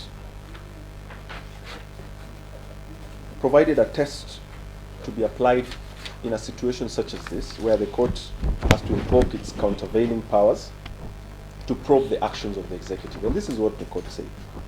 The rule that executive decisions may be set aside only if they are irrational and may not be ordinarily. The rule is that executive decisions may be set aside only if they are irrational and may not ordinarily be set aside because they are merely unreasonable or procedurally unfair. I'm reading, my Lord, page 12 of our submissions, paragraph 30. And this has been adopted precisely to ensure that the principle of separation of powers is respected and given full effect. If executive decisions are too easily set aside, the danger of courts crossing boundaries into the executive sphere would loom large. At paragraph 34, my Lord, again the Supreme Court, in the matter of the principle of gender representation in the National Assembly and the Senate advisory opinion of the Supreme Court. Again, the Supreme Court states as follows in respect of interpretation of the Constitution in such circumstances. We are inclined in favor of an interpretation that contributes to the development of both the prescribed norm of the declared principles of policy, and care should be taken not to substitute one for the other. In our opinion, a norm of the kind in question herein should be interpreted in such a manner as to contribute to the enhancement and delineation of the relevant principle. My Lord, in the event that you actually find for the petitioners,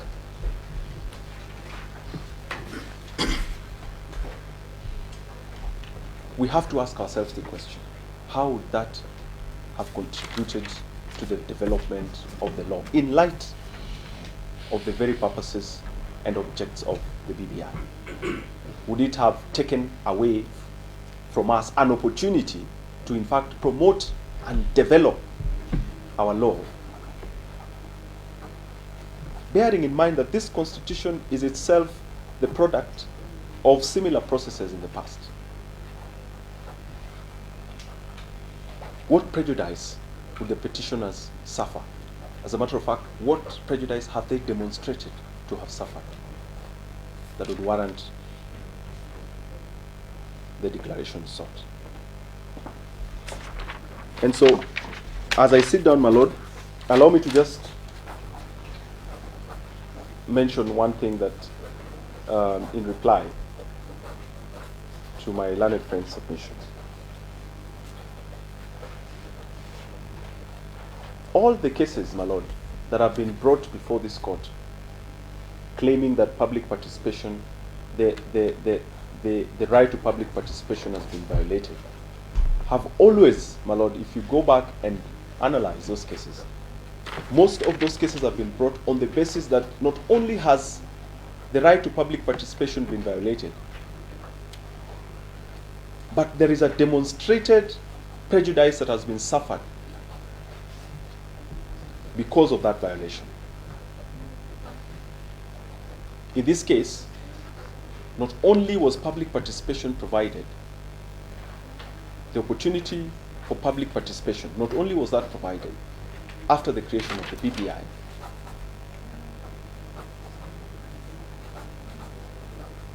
there is no evidence that has been produced before you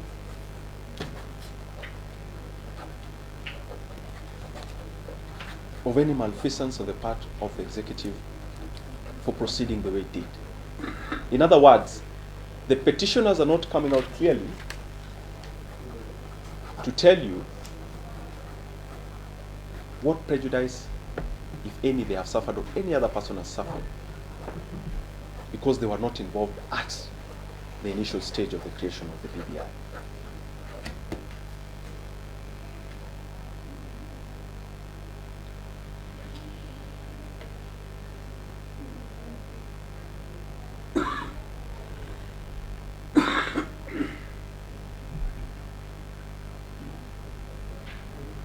In fact, what I get the petitioners to be saying, because Mr. Mutuma has actually made the submission that, you know, a few political actors ganged up. That was the word used by Mr. Mutuma, ganged up against other political actors. And at the same time, the petitioners are asking you to declare this process unconstitutional. You can see through it that the problem of the petitioner is not really with the objects of the BBI. Because he is willing, the petitioners would have been happy had they been involved from the beginning. They would not have had a problem with it. They just wanted to be involved at the beginning. But because they were not involved, they now feel that the process is unconstitutional. My Lord, we invite you to see right through the mischief that is this petition.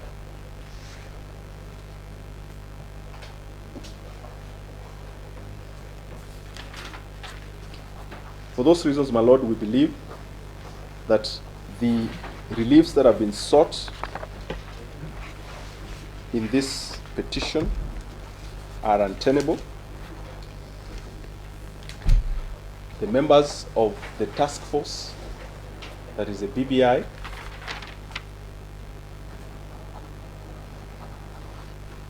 were constitutionally and procedurally appointed,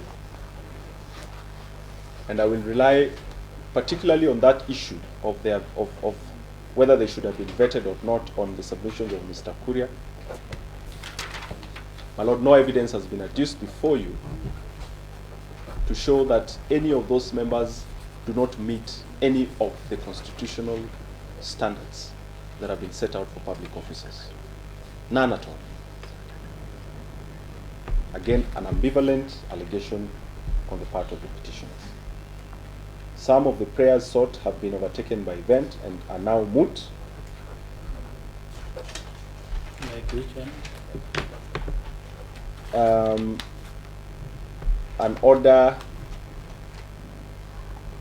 just 1 second.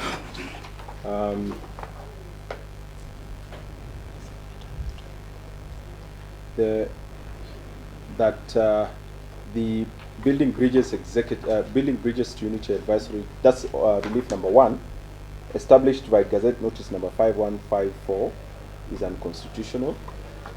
The mandate under that Gazette Notice already expired. And the same applies to relief number 2. My Lord, relief number 3, as I have submitted, there are procedures in law under the Public Audit Act for the information sought by the petitioner, and those should be exhausted. An order requiring the respondents and the interested parties to jointly and severally refund to the National Treasury.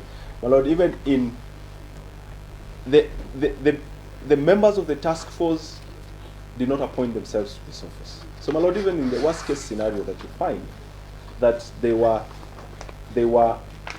unlawfully appointed, they have discharged their mandates under their contracts. They have worked. Unless there's a way of undoing the energy they've already spent, it would be very unfair to deny them what they've already earned and they worked for.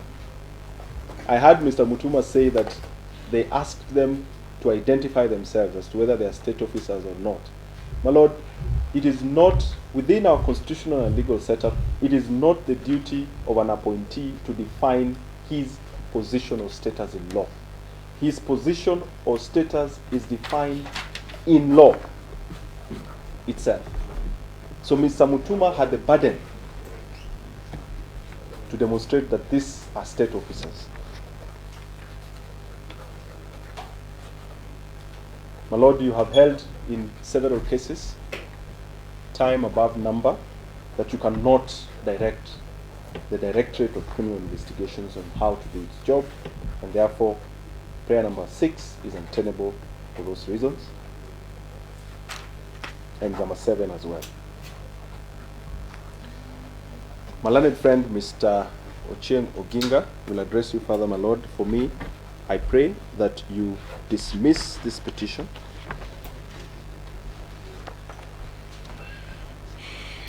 I have litigated severally with Mr. Mutuma in a number of these petitions. He has never paid me.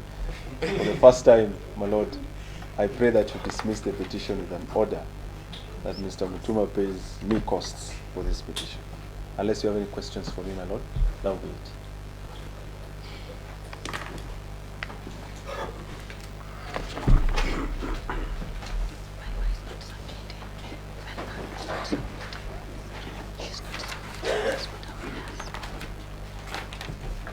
Mr. Awole took a lot of time. I hope you will not take that much. My Lord, I'll limit my time to around even 12 to 30 minutes. Okay. My Lord, my first submission is on the principle that parties are bound by their own pleadings.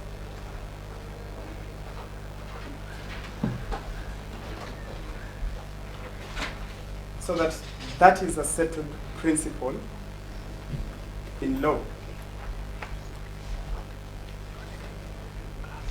And applying that principle to this case, I urge the court to disregard the oral submissions made by my senior, Mr. Mutuma, on factual assertions and allegations that are not contained in his pleadings.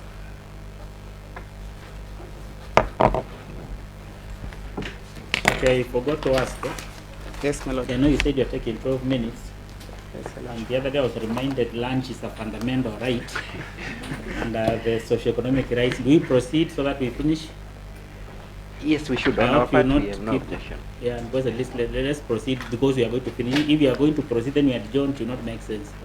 But I suggest we have a timekeeper so that it doesn't spill over 12 minutes. No, 12 minutes is My lord. already running, so Yes. that one I'll remember because he chose for himself. Yes, my lord. Now, my lord, the court was invited to make inferences in regard to the political affiliations and inclinations of some of the members of the BBI. My lord, no such material has been placed before this court or pleaded to warrant the court into making any inferences or drawing any conclusions. So that the same cannot be used as a basis for challenging or questioning the integrity or the competence of the members of the BBI.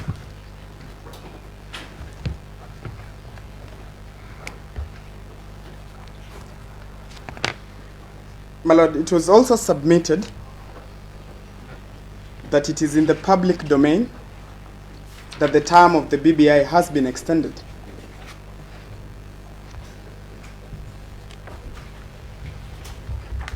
My lord, there is no such gazette notice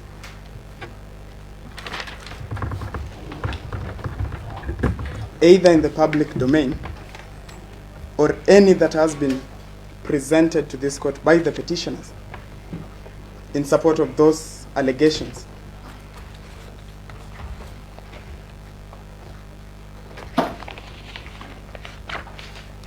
So that the court cannot make a conclusion that their term has been so extended.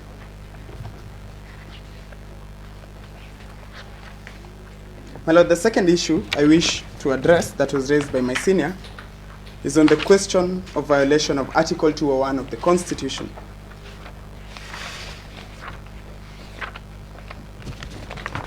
My lord, firstly, I wish to submit that Part 6 of Chapter 12 of the Constitution,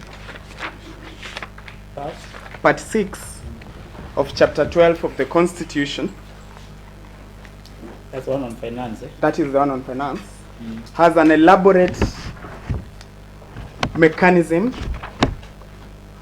for the usage and the expenditure of public finances.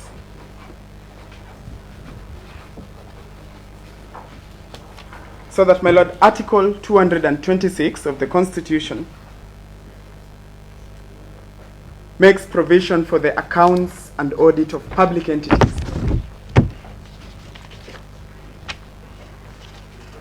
My lord, again, looking at Article 228 of the Constitution, establishes the office of the Controller of Budget. My lord, and more importantly, Article 229 of the Constitution establishes the office of the Auditor General. My lord, and if the court looks at subclause 4 of Article 229 of the Constitution, my lord, there is a constitutional obligation imposed on the Office of the Auditor General, and it stipulates that within 6 months after the end of each financial year, the Auditor General shall audit and report in respect of that financial year on the accounts of the national and county governments and all state offices, my lord. So that, my lord, the Constitution has a self-inbuilt mechanisms for the reporting and accounting on the usages of public finances. My lord, so that looking at these provisions in light of prayers number 3 and 4 of the petition,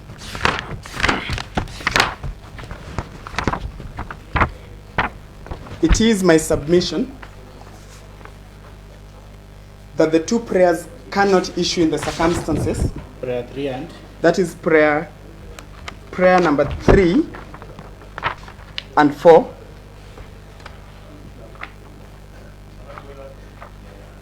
The same cannot issue in the circumstances because that is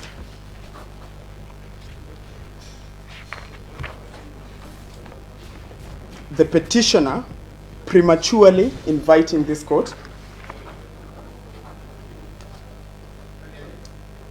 to interfere with the mandate of the Auditor General.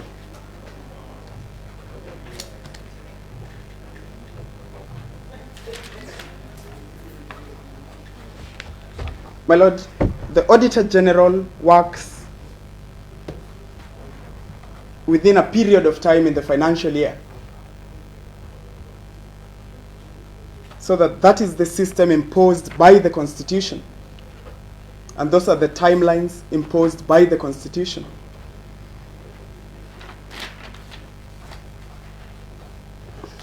So that the court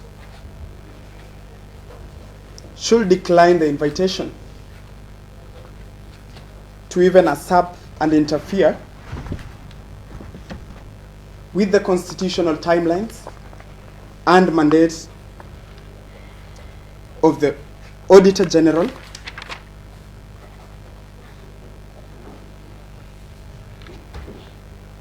and that of the Controller of Budget,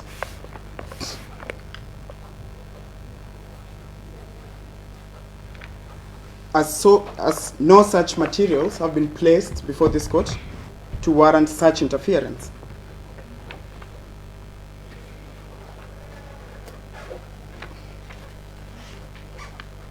My lord, as this court has held time and again, the court will only interfere where there is failure.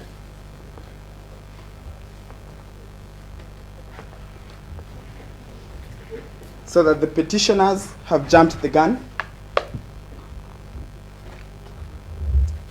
and they ought to wait for the actions by the Auditor General and the Controller of Budget. So that my submission is that prayers 3 and 4 cannot therefore issue in the circumstances.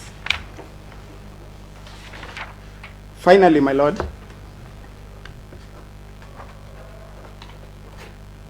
I wish to submit that prayer number 6 and 7 of the petition cannot as well issue in the circumstances. For the reasons that, number 1, my lord, the Directorate of Criminal Investigations is not a party to these proceedings. And yet, an order is being sought against him. Secondly, my lord, the DPP is also not a party to these proceedings, and an order is being sought against him. My lord, the two orders being sought are akin to this court being asked to issue mandatory injunctive orders to compel public state officers to undertake their constitutional mandates.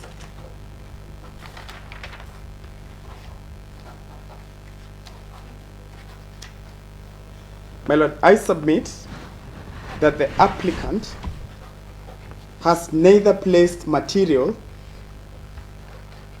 to warrant the grant of such orders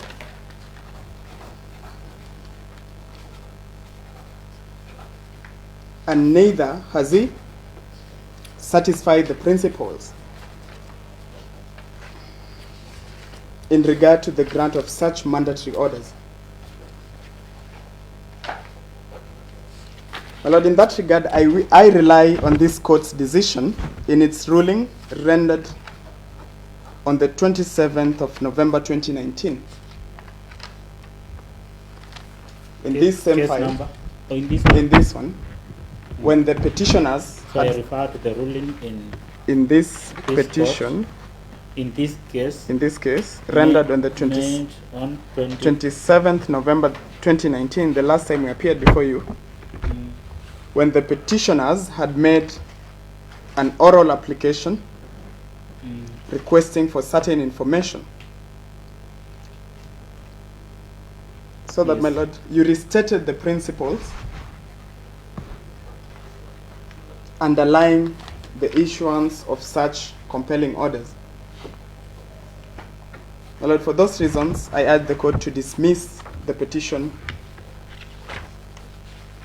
with costs and certify the costs for 8 advocates. You want cash money? Cash money, my Lord. For That's each all, of my you. Lord. I can see Mr. Well is up with that submission. And off record, they already have 10 billion. They have what? 10. More money. So, That is strictly off already record. they have eaten that. But now they want more They from want you. more from a poor citizen. It's okay. Eh, My Lord, in a brief rejoinder, with your permission, allow me some bit in response to my learned friend Mr. Sande's missions.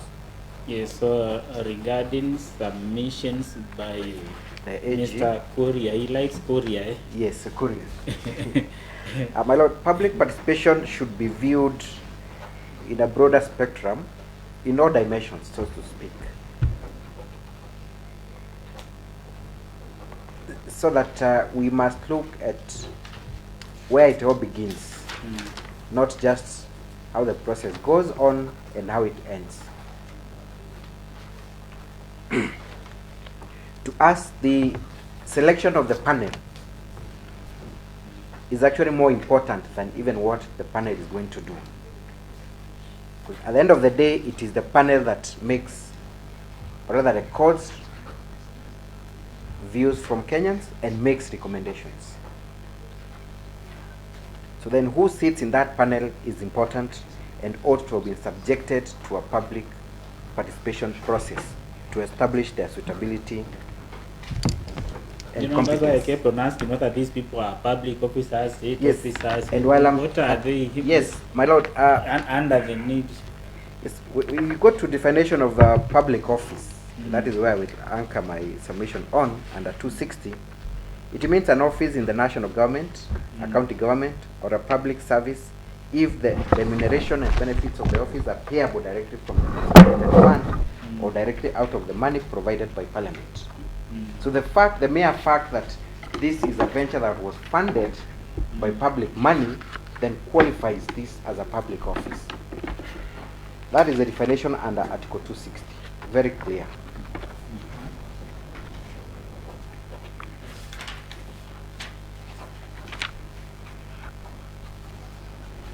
Secondly, my Lord,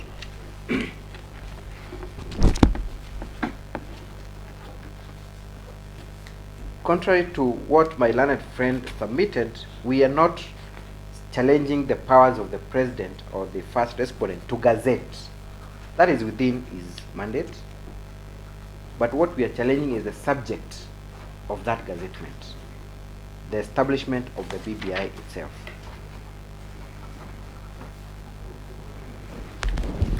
Inasmuch as the president has a duty to foster national unity, he is a slave to the constitution, just like the rest of us.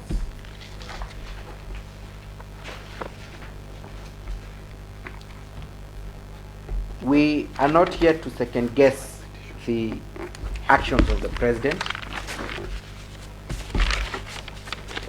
We are only here citing non-compliance with guiding principles in the discharge of his constitutional mandate.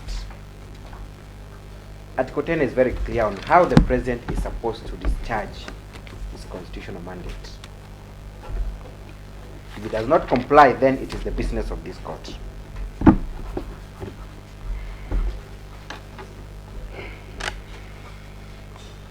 You were given an example, my lord, in respect to the vetting of judges and judicial officers. Contrary to what my learned friend said, judicial officers and more particular judges are vetted through a body known as the Judicial Service Commission.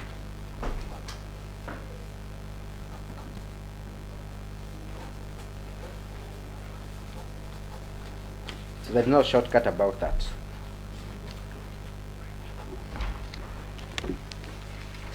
And my lord, whereas it has been said that we ought to have pointed out who is not suitable to sit in the task force, that duty is not on us to point out who is not suitable. That duty is on the appointing officer to satisfy the citizenry that I am appointing so and so based on certain criteria. And I'm settling on A and not B because of certain aspects. That is why vetting was mandatory, to establish suitability.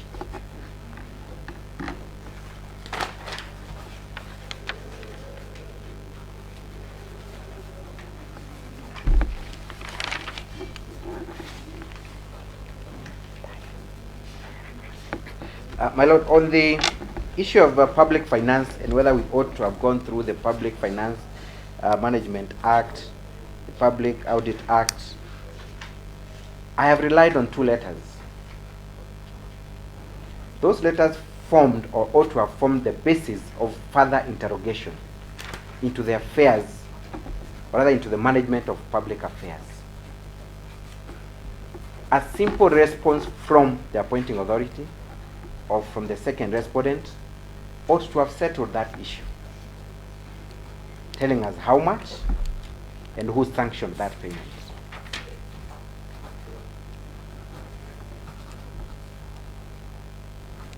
They have not denied receipt of those letters. They have not indicated why they could not respond or give the information that was sought.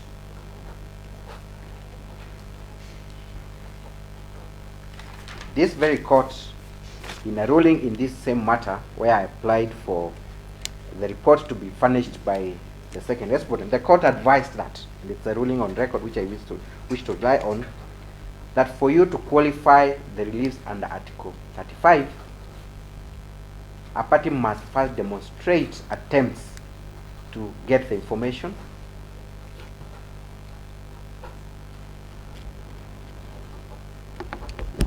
and whether there was a response or not, and most importantly, why that information cannot be granted to the person seeking that information. Failure to grant that information is a breach of Article 35 of our Constitution.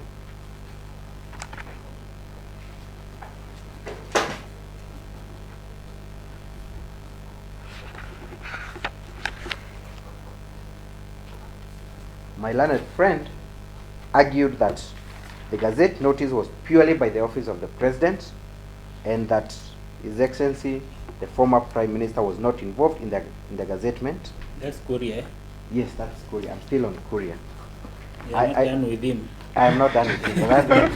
That is, You are dwelling on him. yes. So he argued that the The Gazette notice emanated from the office of the Gazette President, notice and that no civilian was involved in the gazettement. My Lord, if you look at the impurged Gazette notice,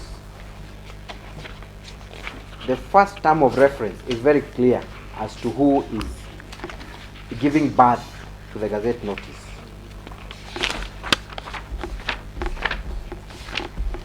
It states, my Lord, that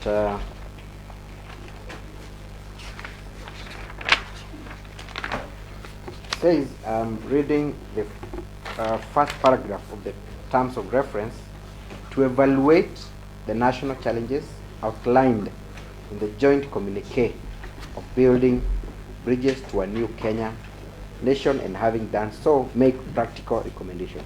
So this is where we are beginning, the joint communique, which has been signed by both the President and His Excellency, the former Prime Minister of this Republic. And our question has always been, why the President and Raila Amolo Odinga? Why not Uhuru Aukot'S? Why not any other political actor in this country? I now move to my learned friend, Mr. Wele. We confirm that we have complied with all the requirements set out in the case of Anarita Karemi. We have set out with precision instances of violation, what provision of the law has been violated, and how that has affected us as petitioners. A clear reading of our petition will demonstrate that fact. On the issue of political question,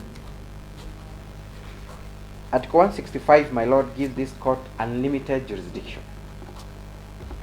Every time there is an issue of violation of the Constitution or fundamental rights, this is the place to be.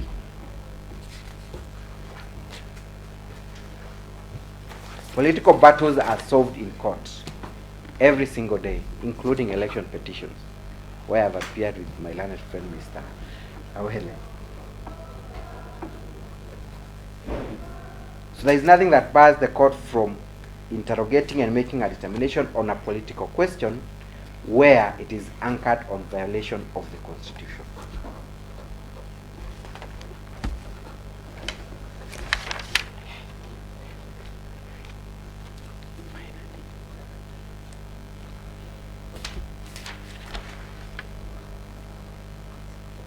It has been admitted by my learned friend, Mr. Awele, that in fact what ails our country has been previously documented in form of commissions of inquiry, other constitutional commissions like IBC, Anti-Corruption Commission, National Cohesion and Integration Commission.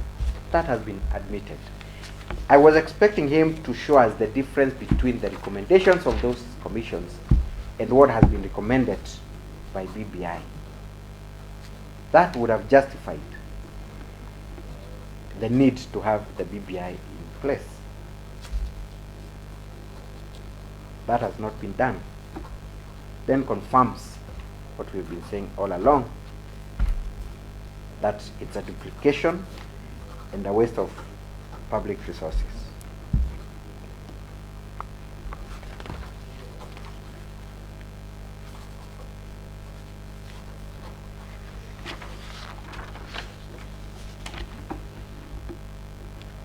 My Lord, when a party challenges prudent use of public resources or public finance, then it is incumbent upon the person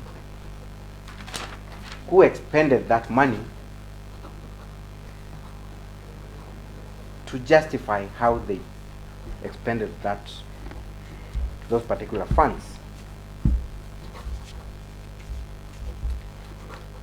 So the question is, did we put the second and first respondent to task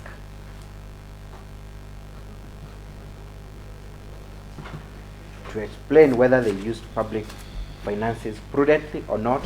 The answer is yes, and there was nothing that came to our end from them.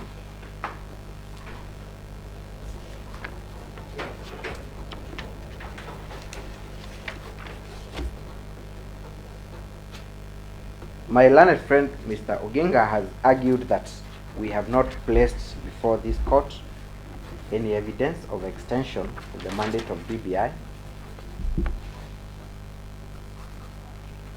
I wish to remind you, my lord, that the very Gazette notice we are challenging is open-ended. The very last paragraph, it states that the lifespan of the task force is 12 months, and that is from 24th of May 2018. But the president may, if necessary, extend the period. It is not in dispute that the first mandate ought to have expired on 24th of May 2019. The president, without even issuing another Gazette notice, extended the term.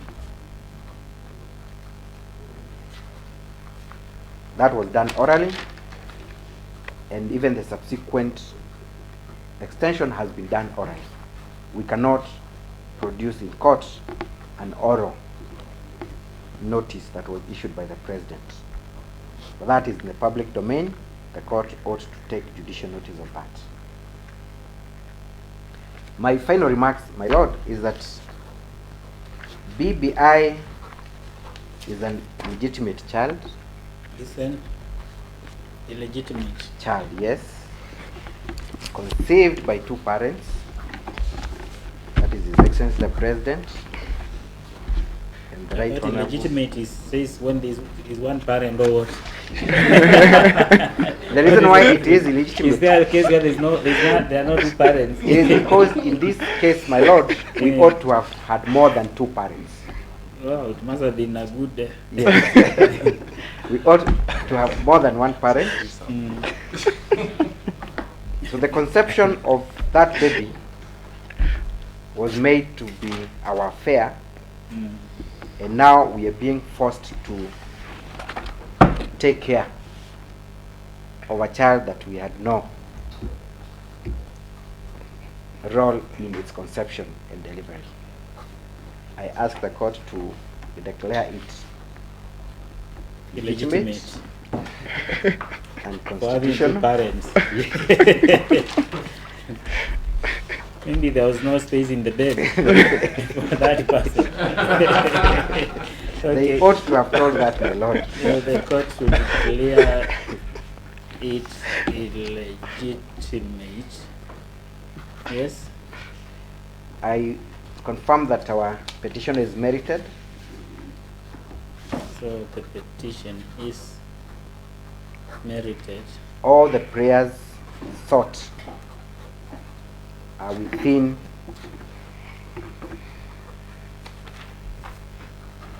the remedies that this court can grant at this juncture. We pray that the same be allowed with cost on our side.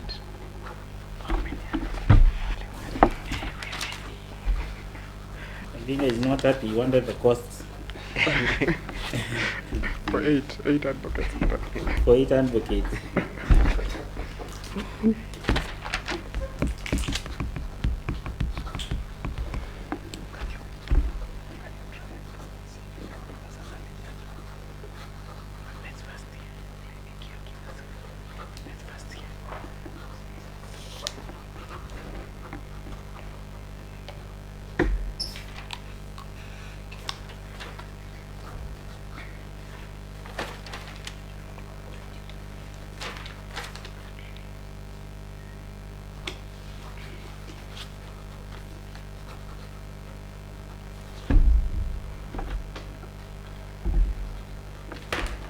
So I have directed that all the parties to supply soft copies of their pleadings in Word format. The email is there. She can also write for you. Please make sure you get it correctly, because it will make it easy for me. I don't have to carry this file even to go for the holidays. I can go with the soft copies. But please send what you filed, because at one point I will compare. So don't add a paragraph even subtract, because I've seen some people doing that. Just send what you file. You don't have to send the authorities, but anything else you can send. Authorities, I can access them, they're all over online. So please send, and I've said within 3 days if you can, and if you get an acknowledgement, the better, so that we'll be sure they have been received. I've been telling them to acknowledge whatever is sent. If you don't, please confirm if you miss the address, because you will not have gotten. But 3 days, then I'll ask for the soft copies to be forwarded to me. If you don't send, I will not ask, because I can't come back to you at this stage for another information. This is the only time I can make a request. But if you comply, you'll assist me. Especially, I don't have to carry these papers wherever I am. I can work in an environment so long as I have the computer, and it makes even the work much easier. So the date you give us, and you leave your telephone numbers in case we finish. Sometimes we call people even tomorrow. So if I call you on Christmas Day, mnakuja tu. You leave what you are. But certainly the diary is somewhere where we are being told now. What is the date? Otherwise, enjoy your holidays, and that's all. Merry Christmas. Same.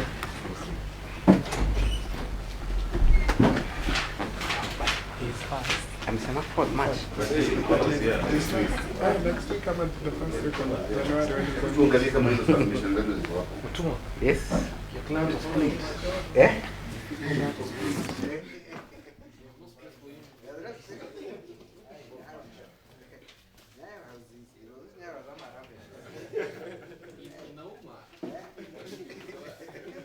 Eight councils.